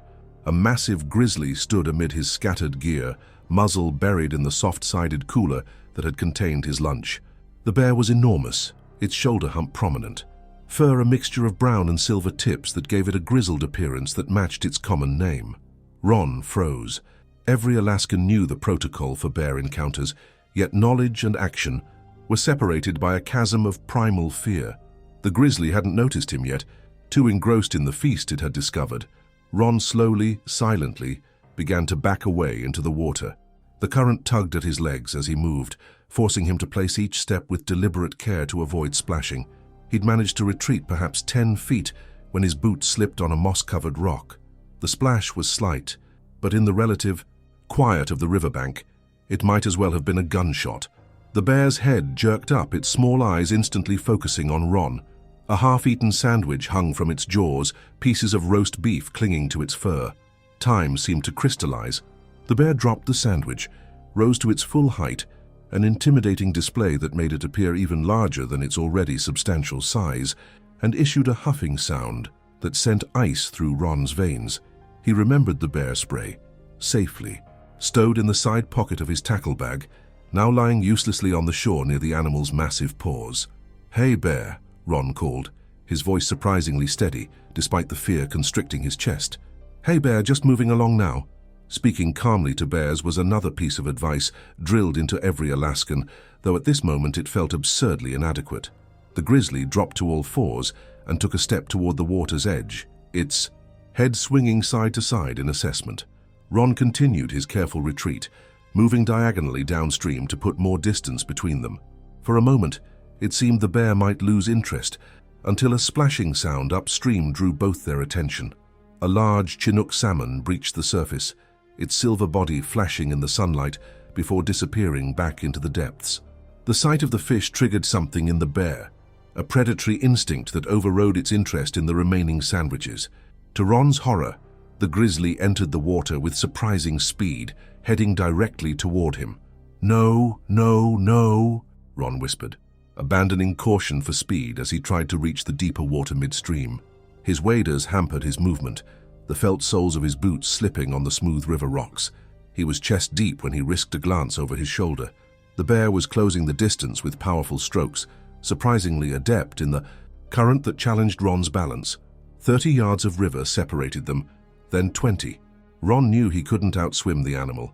His only hope was to reach the opposite bank, which rose steeply from the water. A difficult climb, but perhaps enough to discourage pursuit. He angled his path, fighting against both fear and current. The opposite shore was still 15 yards away when Ron heard the bear's labored breathing directly behind him. He turned, raising his fly rod instinctively, a laughably inadequate defense. The grizzly lunged, missing Ron's torso but catching his extended arm in its massive jaws. Pain exploded through Ron's forearm as teeth, designed for tearing flesh, easily penetrated his skin and muscle. The force of the attack spun him, sending both man and bear tumbling in the current. Water closed over Ron's head, disorienting him further. When he broke the surface, gasping, the bear was still there, now focused on the thrashing of Ron's rod and the flash of the reel in the sunlight. The grizzly released Ron's arm to snap at the rod. The graphite shattered between its teeth with a crack that seemed impossible amid the rushing water. Ron scrambled backward, his wounded arm sending ribbons of red into the current. The bear, perhaps confused by the multiplying stimuli, the broken rod, the blood, the current, hesitated momentarily. In that brief respite, Ron managed to gain a few precious feet, enough to reach water too deep for the bear to stand. The grizzly, now forced to swim fully, seemed to reconsider its attack. It turned its attention to Ron's tackle bag, still on the shore, likely containing more food scents. Ron used the opportunity to stagger toward the far bank, each movement sending fresh agony through his mangled arm. The water around him was tinged pink, a realization that added urgency to his retreat. By the time he reached the rocky shore, the bear had returned to investigating his gear, apparently satisfied with the damage it had inflicted. Safe for the moment, Ron assessed his injuries. His left forearm bore puncture wounds where the bear's canines had sunk deep, though miraculously, no bones appeared broken. His ear throbbed intensely, and when he touched it, his fingers came away bloody. In the chaos, he hadn't even noticed that the bear had caught part of his ear, tearing away a section of the lobe. "Jesus Christ," he muttered, the pain finally registering fully as adrenaline began to ebb. He needed to stop the bleeding and get help. His cell phone was in his tackle bag, unreachable with the grizzly still rummaging through his possessions on the opposite bank. The parking area was at least half a mile through dense underbrush, and the nearest house was farther still. Ron tore a strip from the bottom of his shirt, creating a makeshift bandage for his arm. The ear would have to wait. The arm posed the more immediate danger. He wrapped the cloth tightly around the wounds, using his teeth and right hand to secure the knot. Blood immediately soaked through, but the pressure helped stem the flow. The bear, having thoroughly destroyed Ron's tackle bag and cooler, now stood on the bank, watching him with what seemed like idle curiosity. It was surreal. This massive predator that had nearly killed him moments ago now appeared almost disinterested, as if the attack had been nothing more than a passing inconvenience in its daily routine. "Go on, get out of here," Ron called, his voice rough with pain and fading adrenaline. As if understanding, the grizzly turned and ambled back toward the trees, disappearing into the underbrush with surprising stealth for an animal its size. Ron waited several minutes, ensuring the bear was truly gone before beginning the difficult task of making his way through the woods to the road. His waders, heavy with water and now restrictive, posed a problem. He managed to unfasten the suspenders and peel them down to his waist, freeing his legs for the hike ahead. The forest that had seemed so peaceful earlier now felt oppressive and threatening. Every snapped twig or rustling leaf sent spikes of fear through Ron. The blood loss and shock were taking their toll. Dizziness washed over him in waves that threatened to bring him to his knees. He focused on placing one foot in front of the other, using trees for support when necessary. The 40-minute hike took nearly 2 hours in his injured state. When the gravel parking area finally came into view, Ron almost wept with relief. His truck stood alone exactly as he'd left it. The sight of the familiar vehicle gave him a final burst of strength to cover the remaining distance. Inside the cab, Ron fumbled with his keys, leaving smears of blood on the steering wheel and door handle. His emergency kit was under the passenger seat, another habit from years working in remote locations. The first aid supplies were basic, but sufficient to apply proper pressure bandages to his arm and a gauze pad to his ear. The Sterling Highway stretched before him, empty in both directions. The nearest medical facility was the Central Peninsula Hospital in Soldotna, about 40 miles away. Ron started the engine and pulled onto the highway, focusing intently on the road despite the pain and lightheadedness that threatened to overwhelm him. The drive passed in a blur of concentration and growing discomfort. By the time Ron pulled into the emergency room parking lot, his makeshift bandages were soaked through and his vision had narrowed to a tunnel. He managed to put the truck in park before slumping against the steering wheel, the horn blaring as his weight pressed against it.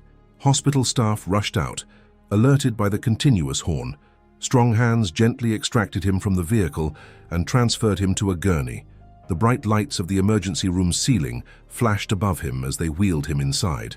A nurse's face appeared in his field of vision, her mouth moving with questions he couldn't seem to process. "Bear," Ron managed to say before the edges of his vision darkened completely. "Grizzly." He awoke to the steady beep of monitors and the antiseptic smell unique to hospitals. His left arm was heavily bandaged and elevated on a pillow. A dull throb replaced the sharp pain from earlier, suggesting the blessing of pain medication. Ron blinked, trying to orient himself in the sterile room. "Welcome back, Mr. Harris." A young doctor in blue scrubs stood at the foot of his bed, reviewing a chart. "You gave us quite a scare." "How long?" Ron's voice was a rasp, his throat dry. "About 6 hours," the doctor replied, moving to check the IV line feeding into Ron's right arm. "You lost a fair amount of blood, but you're stable now. We've cleaned and sutured your wounds. 27 stitches in your forearm and 15 more for your ear. The plastic surgeon did an excellent job, though I'm afraid you'll have a permanent alteration to your ear's shape." Ron's right hand instinctively moved toward his left ear, finding a thick bandage covering most of it. "I'd leave that alone for now," the doctor advised. "The bear took a small chunk of your earlobe. Nothing that will affect your hearing, but it will leave a distinctive mark." Ron nodded, memories of the attack flooding back. The bear's sudden appearance, the terrifying pursuit through the water, the searing pain as teeth sank into his flesh. "We've started you on prophylactic antibiotics," the doctor continued. "Bear bites carry a high risk of infection. You'll need to complete the full course, along with a rabies prophylaxis series." "When can I go home?" Ron asked, already uncomfortable with the confinement of the hospital room. "We'd like to keep you overnight for observation, given the blood loss and potential for infection. If all looks good tomorrow, you can go home with oral antibiotics and pain management." The doctor made a note in the chart. "And of course we've reported the attack to Fish and Game. They'll want to speak with you." As if summoned by mention, a knock at the door announced the arrival of a uniformed officer from the Alaska Department of Fish and Game. He was a solid man with a salt and pepper beard and the weathered complexion of someone who spent most of his time outdoors. "Mr. Harris, I'm Officer Mike Denton." He approached the bed, notepad in hand. "If you're feeling up to it, I need to get some details about your encounter." Ron nodded, and for the next 20 minutes recounted the events at the river, his arrival before dawn, the successful morning of fishing, the discovery of the bear in his gear and the subsequent attack. Officer Denton wrote rapidly, occasionally interrupting with clarifying questions about the bear's size, coloration, and behavior. "Based on your description and the location, we have a pretty good idea which bear this was," Denton said when Ron had finished. "There's a sow with two 2-year-old cubs that's been seen in that area frequently this spring. The cubs are nearly grown, but still with her." "I didn't see any cubs," Ron offered. "They might have been nearby, just not visible from your position. Bears can be particularly aggressive when they perceive a threat to their young." Denton tapped his pen against the notepad. "Did you have food in your tackle bag?" "Sandwiches in a cooler," Ron admitted, "and some power bars in an outside pocket." Denton nodded, unsurprised. That would do it. The food scent probably drew her in initially. Once she associated you with the food source, the encounter escalated. "What happens now?" Ron asked. "To the bear, I mean. Standard protocol requires us to investigate, but unless there's a pattern of aggressive behavior or the bear appears habituated to human food sources, we typically don't take action for a defensive attack like this." Denton closed his notepad.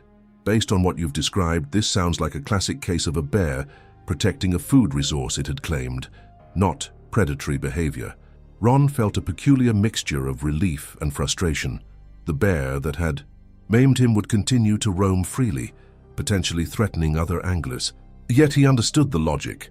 This was bear country, and he had inadvertently created the circumstances that led to the attack by leaving food unattended.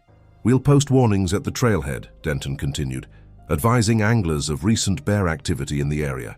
And I'd encourage you to file a detailed report once you're feeling better. The more information we have about bear-human interactions, the better we can manage these situations. After Denton left, Ron settled back against the pillows, exhaustion overwhelming him.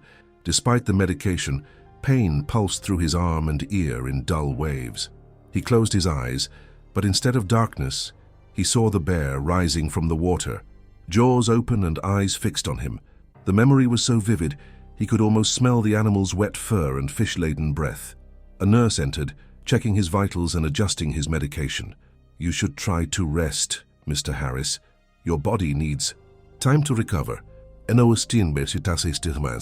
Rest seemed impossible with the attack replaying in his mind, but the increased dose of pain medication eventually dragged him into a fitful sleep filled with dreams of rushing water and pursuing predators.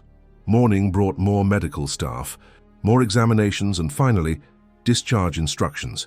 The doctor reviewed wound care procedures, medication schedules, and follow-up appointments. Ron listened with half an ear, eager to escape the confines of the hospital. "You're very fortunate, Mr. Harris," the doctor concluded. "Bear attacks often result in far more severe injuries. Still, you'll need to take it easy for at least 2 weeks. No fishing until those wounds begin to heal properly." The prohibition against fishing struck Ron harder than he expected. The river was his solace, his connection to Diane and the life they'd shared. Being banned from it, even temporarily, felt like a secondary attack. A hospital volunteer helped Ron to his truck, which someone had moved to a proper parking space. The interior still showed evidence of his desperate drive, bloodstains on the seat and steering wheel that would likely never fully disappear. Another scar, another reminder. The drive home was slow, each bump in the road sending jolts of pain through his injured arm despite the medication. Ron's house stood as he'd left it the previous morning, a modest single story with cedar siding and a front porch that offered views of the mountains on clear days. It had been their retirement dream, his and Diane's, a place close enough to world-class fishing, but with the comforts necessary for their advancing years. Inside, the emptiness greeted him like an old companion. 3 years without Diane had not diminished the sense that the house was missing its heart. Ron eased himself into his recliner, carefully propping his bandaged arm on a cushion. The pain medication made his thoughts fuzzy, but couldn't quite dull the persistent replay of the attack that had taken up residence in his mind. His phone rang, the landline he kept for emergencies, and because cell service at the house was unreliable. Ron let it go to the answering machine, not wanting to move from his position. "Mr. Harris, this is Tara Wilson from the Alaska Dispatch News." A young woman's voice filled the room. "We heard about your bear encounter from Fish and Game. We'd like to get your story for an article we're running on wildlife interactions this season. Please call me back at..." Ron made no move to write down the number. The last thing he wanted was to recount his experience for public consumption, to have his trauma reduced to a cautionary tale, or worse, a piece of sensationalist journalism. Must have dozed off, because the next thing he was aware of was the sound of knocking at his front door. Disoriented, Ron checked the clock, nearly 5 p.m. He'd slept the day away. The knocking continued, insistent. Ron levered himself out of the recliner, wincing as the movement pulled at his stitches. Through the peephole, he saw his neighbor, Jim Paltrow, holding what appeared to be a casserole dish. "Heard about your run-in with the local wildlife," Jim said when Ron opened the door. "Carol made her lasagna. Thought you might not feel up to cooking." The simple kindness pierced Ron's defenses. He accepted the dish with a nod, not trusting his voice. "Need anything else?" Jim asked, tactfully ignoring Ron's emotional moment. "Groceries, pharmacy run?" "I'm set for now," Ron managed. "Thanks for this, really." Jim nodded, understanding the unspoken gratitude. "Bears are bad this year. Fish and Game says the berry crop is late, so they're hungry and ranging wider than usual." He gestured toward Ron's bandaged ear. "You planning to go back out there?" The question caught Ron off guard. Was he? The thought of returning to the river sent a spike of fear through him, yet the alternative, surrendering the activity that gave his life purpose, seemed equally unbearable. "Eventually," he said, surprising himself with the certainty in his voice. "Not right away, but yes." Jim seemed to approve. "Good. Man, can't let one bad experience keep you from living." He turned to leave, then paused. "But maybe carry a bigger can of bear spray next time, huh?" The comment, meant as levity, struck Ron as profoundly inadequate. Bear spray hadn't helped. It had been in his tackle bag, inaccessible when needed. What would have made a difference? A gun? A partner? Nothing at all? After Jim left, Ron heated a portion of the lasagna in the microwave, though he had little appetite. He managed a few bites before abandoning the meal. The pain medication was wearing off, reality reasserting itself in sharp throbs that originated in his arm and ear, but seemed to radiate throughout his entire body. He took his prescribed pills and returned to the recliner, clicking on the television for distraction. The local news was just starting, and to Ron's dismay, his attack was the third story. A Soldotna man is recovering after a grizzly bear attack on the Kenai River, the anchor announced with practiced concern. 63-year-old Ronald Harris was fly fishing when he encountered a bear that had gotten into his gear. Harris sustained injuries to his arm and ear before managing to escape. Alaska Department of Fish and Game officials say this is a reminder to be bear aware as we enter the summer season. The brevity of the report was both a relief and an insult. 30 seconds to summarize an experience that would likely haunt him for the remainder of his life. The anchor moved on to a story about municipal budget disputes as if the two held equal weight. Ron switched off the television, preferring silence to the trivialization of his trauma. Outside his window, the Alaskan evening stretched on, the extended daylight of late spring creating that peculiar dissonance of brightness at an hour when darkness should reign. It matched his internal disorientation, a world that appeared normal but had fundamentally shifted. Sleep came in fitful bursts, interrupted by pain and vivid replays of the attack. In his dreams, the bear was larger, the water deeper, the outcome often different and more final. He woke repeatedly, sweating despite the cool night air, reaching instinctively for the beside lamp to reassure himself of his surroundings. By morning, Ron felt as if he'd run a marathon rather than rested. He shuffled to the bathroom, confronting his reflection for the first time since the attack. The man in the mirror looked older than his 63 years. Dark circles shadowed his eyes, and the white bandage covering most of his left ear gave him a lopsided appearance. When he carefully removed the dressing to clean the wound as instructed, the damage was stark. A significant portion of his earlobe was simply gone, the remaining tissue sutured into a new, unnatural shape. Battle scar, he murmured to his reflection, attempting to frame the disfigurement as something honorable rather than traumatic. The words felt hollow. The day passed slowly. Ron alternated between dozing in his recliner and making cautious trips to the kitchen or bathroom. His daughters called, having heard about the attack from Jim, who had apparently taken it upon himself to inform them. The conversations were difficult, their concern palpable across the miles, their questions forcing him to recount details he'd rather forget. "I'm fine," he assured them repeatedly. "Really, just some stitches and a slightly redesigned ear."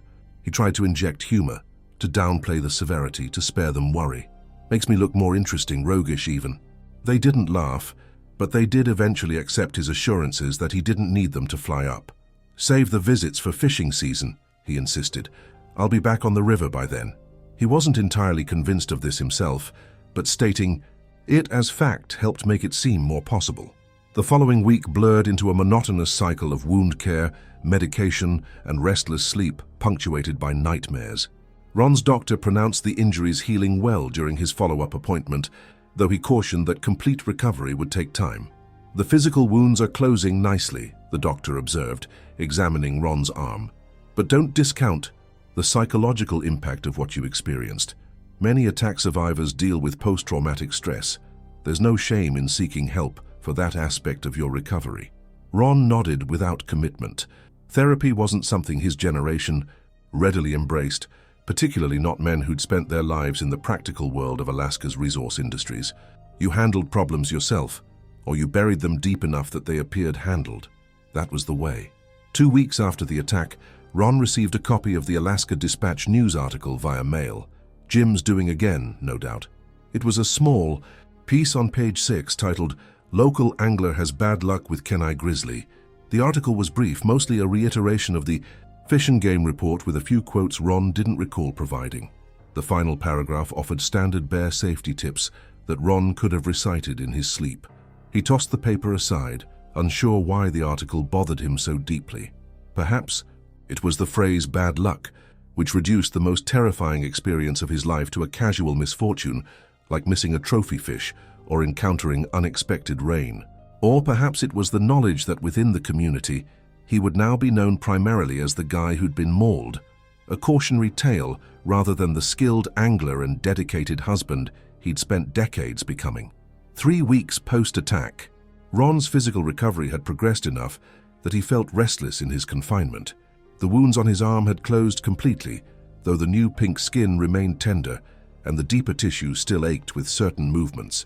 His ear, while permanently altered, no longer required bandaging.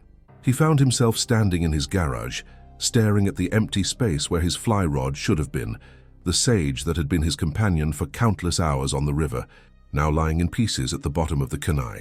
His backup rod, an older Winston, hung on the wall pegs, untouched since Diane had last used it. Almost without conscious decision, Ron reached for the Winston. The familiar weight in his hand sparked both longing and apprehension. He needed to return to the river, not just for the fishing, but to reclaim some part of himself that had been taken along with his gear and earlobe. Yet the thought of standing in moving water, vulnerable, sent cold sweat down his spine. The bear was still out there, perhaps with cubs, perhaps even more accustomed to human food, after successfully raiding his tackle bag. And there would be other bears, always others in a state where the massive predators outnumbered shopping malls. Ron returned the rod to its place on the wall. Not yet. He wasn't ready. Instead, he drove to Cooper's fishing emporium in Soldotna, where he'd purchased most of his gear over the years.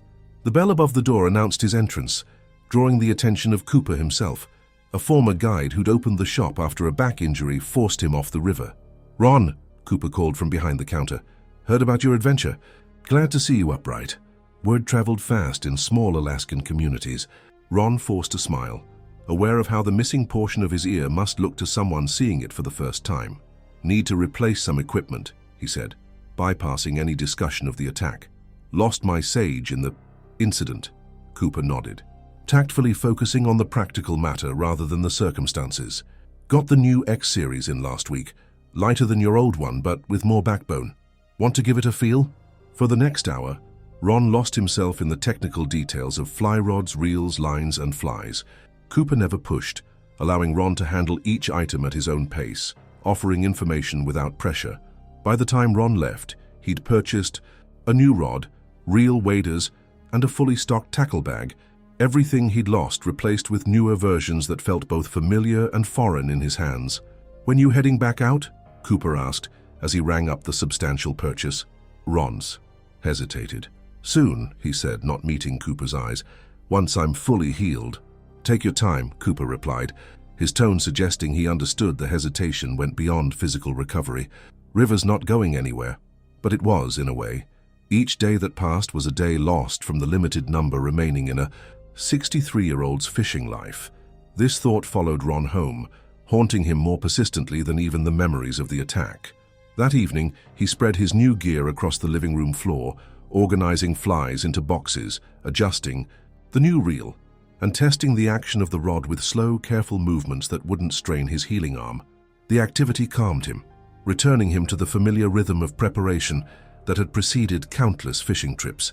When everything was arranged to his satisfaction, Ron faced the final item he'd purchased, a hat unlike any he'd owned before. It was a standard fishing hat in most respects, broad-brimmed for sun protection, quick-drying material, mesh panels for ventilation. But Cooper had pointed out its unique feature: small rear-view mirrors attached to both sides of the brim, originally designed for cyclists to see approaching traffic without turning their heads. Some guys use these for spotting rising fish behind them, Cooper had explained. But I thought, given your situation.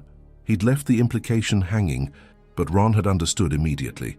The mirrors would allow him to watch his back, to have warning of any approaching bears.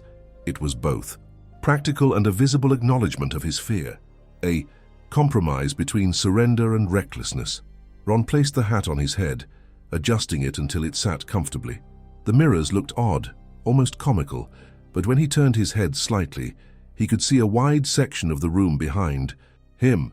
It might actually work. 4 weeks to the day after the attack, Ron loaded his new gear into his truck before dawn. He hadn't announced his intention to anyone, not his daughters, not Jim, not even Cooper. who might have offered to accompany him. This return needed to be private, a personal reckoning with both the river and his fear. He drove past his usual spot at mile 45, unwilling to revisit the scene of the attack so soon. Instead, he continued to the Russian River ferry, where the presence of other anglers was guaranteed even at this early hour. The socializing would be minimal, a nod of acknowledgement, perhaps a brief exchange about fly selection, but the mere presence of others provided a security that solitude could not. The parking lot already held a half-dozen vehicles. When Ron arrived, he geared up slowly, testing the movement of his arm as he pulled on his new waders and vest. The morning air carried the familiar scent of the river, triggering both longing and a fresh wave of anxiety that tightened his chest. Ron adjusted the mirror-equipped hat, feeling self-conscious but determined. He made his way to the river, rod in hand, scanning constantly for any sign of wildlife. The path showed fresh bear scat, a reminder that the forest remained their domain regardless of the human activity at the fishing grounds. At the water's edge, Ron hesitated. The sound of the current, once soothing, now carried echoes of splashing pursuit and desperate struggle. He gripped his rod tighter, forced himself to take a step forward, then another. The water swirled around his boots, cold and insistent. "You, okay there, buddy?" A voice broke through Ron's focused concentration. Another angler, a middle-aged man with a neatly trimmed beard, stood a respectful distance upstream. "You look a bit pale." Ron realized he'd been standing motionless in the shallows, his breath coming in short gasps. "I'm fine," he managed. "Just getting my bearings." The man nodded, though his expression suggested he wasn't entirely convinced. His gaze flickered to Ron's hat with its unusual attachments, then to the still pink scar tissue visible on his ear. Understanding dawned in his eyes. "You're the guy from the news," he said, "with the bear attack." Ron winced at the reduction of his identity to that single event. "Name's Ron Harris," he said, deliberately redirecting the introduction. "Jim Taggart," the man replied, accepting the correction. "Good to see you back on the water. Takes guts." The simple acknowledgement, free of either pity or sensationalism, loosened something in Ron's chest. He nodded his thanks, then turned his attention back to the river, forcing himself to wade deeper. The first cast was clumsy, his arm still not fully recovered and his nerves interfering with the muscle memory, developed over decades. The line tangled, the fly landing in an ungraceful splash far from his intended target. Ron muttered a curse, reeled in and tried again. The second cast was marginally better, the third approaching his normal form. By the fourth, he'd found the rhythm that had once been as natural as breathing. The fly drifted along the current, seemed a perfect imitation of a struggling insect. A flash beneath the surface, then the slight resistance of a strike. Ron lifted the rod tip, feeling the vibrant life at the end of his line. A rainbow trout, not large but beautifully marked, fighting with admirable spirit. He played the fish carefully, mindful of his healing arm, eventually guiding it into his net. As he gently removed the hook, Ron realized he was smiling. Despite everything, the fear that still lurked at the edges of his awareness, the frequent glances at the mirrors on his hat, the phantom pain that occasionally shot through his ear, he had found his way back to this essential connection. He released the trout, watching it dart back to the depths. Then, with growing confidence, he cast again. In the weeks that followed, Ron established a new routine. He fished exclusively in areas with reliable human presence, carried bear spray in an accessible chest holster rather than in his tackle bag, and wore his mirror-equipped hat despite the occasional curious glance or good-natured ribbing from other anglers. He never returned to his former spot at mile 45. The nightmares gradually became less frequent, though they never disappeared entirely. Sometimes he would wake in the dark, heart pounding, convinced he could hear the huffing breath of a grizzly outside his window. On those nights, sleep remained elusive. His daughters visited in July, their concern evident in the way they watched him prepare for fishing trips and in their insistence on accompanying him despite their limited interest in the sport. Ron accepted their presence without comment, understanding their need to reassure themselves of his well-being. "Does it bother you?" his younger daughter Lisa asked, one evening, gesturing toward his ear as they sat on the porch after a day on the river. "The way it looks now?" Ron touched the altered earlobe reflexively. "Sometimes," he admitted, "not for vanity's sake. It's more what it represents, a reminder that we're never fully in control, never completely safe." She nodded, her expression suggesting she hadn't considered this perspective. "And the hat?" she asked with a small smile. "That's quite a fashion statement." Ron chuckled, appreciating her attempt to lighten the conversation. "Practical, not fashionable. Lets me keep an eye on what's behind me. Do you think you'll always need it?" The question pierced deeper than she likely intended. Would he? Would there come a time when the mirrors were no longer necessary? When the constant vigilance eased? When fishing returned to pure joy rather than a complex negotiation with fear? "Probably," he said finally. "Some changes are permanent." In August, 2 months after the article in the Alaska Dispatch News, a freelance writer from a national outdoor magazine contacted Ron, interested in a more in-depth piece about surviving a bear attack. Ron declined immediately. His experience was not a commodity to be packaged for distant readers seeking vicarious thrills. It was his alone. The pain, the fear, the recovery, all personal landmarks on a journey he hadn't chosen to undertake. As summer waned and the first hints of autumn touched the trees along the Kenai, Ron found himself thinking more often of Diane. She would have understood his new caution without judgment, would have helped him navigate the altered landscape of his life with the practical compassion that had been her hallmark. Her absence felt sharper in the wake of the attack, another layer of vulnerability. "I got a new fishing partner," he told her photograph one evening. "Fear, not as good a companion as you were, but persistent." The one-sided conversations had become a habit after her death, a way of maintaining their connection. "I'm working on downsizing its role, though, trying to remember who's in charge." On the last day of the fishing season, Ron returned to the Russian River alone. The crowds of summer had dispersed, leaving only a handful of dedicated anglers to bid farewell to another year on the water. The morning was crisp, the first frost of the season evident in the white-rimmed rocks along the shoreline. Ron waded into the river, cast with the fluid motion that had returned fully to his repertoire, and watched his fly drift in the clear current. No strikes came. The fish were becoming more selective as winter approached, but the simple act of being there, rod in hand and water flowing around his legs, was enough. A splash upstream drew his attention. Ron's heart rate increased instantly, his body reacting before his mind could process the sound. He turned, scanning the water's surface, ear and a piece of his ear. It had taken his former relationship with the wilderness, the easy confidence of someone who moved through natural spaces with rightful belonging rather than as a wary visitor. Yet, as he stood in the flowing water, surrounded by the beauty of the Alaskan landscape that had drawn him decades ago, Ron acknowledged that enough remained. The river still spoke to him. The fish still rose to his flies. The mountains still stood as they had for millennia, indifferent to the brief dramas that unfolded beneath them. He cast again, the line unfurling in a perfect arc above the water.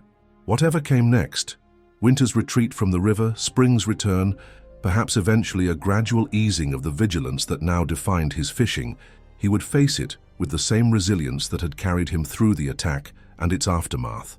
The fly landed softly on the water's surface, creating barely a ripple as it began its drift. Ron watched it intently, ready for whatever might rise to meet it from the depths. Miles away, in the dense forest near mile 45 of the Sterling Highway, the grizzly sow and her cubs foraged for the last abundant food sources before winter's hibernation. The encounter with the human, one of many such interactions in the bear's long life, had already faded from her memory, lost among more pressing concerns of survival in the harsh and beautiful landscape they all shared. The wilderness continued as it always had, indifferent to the stories humans told about it, to the scars they carried, to the accommodations they made to exist within its embrace. The river flowed, the bears foraged, the fish spawned, and Ron Harris, with his mirror-equipped hat and his altered ear, cast his line into waters that would never again seem quite as welcoming, but would always call him back.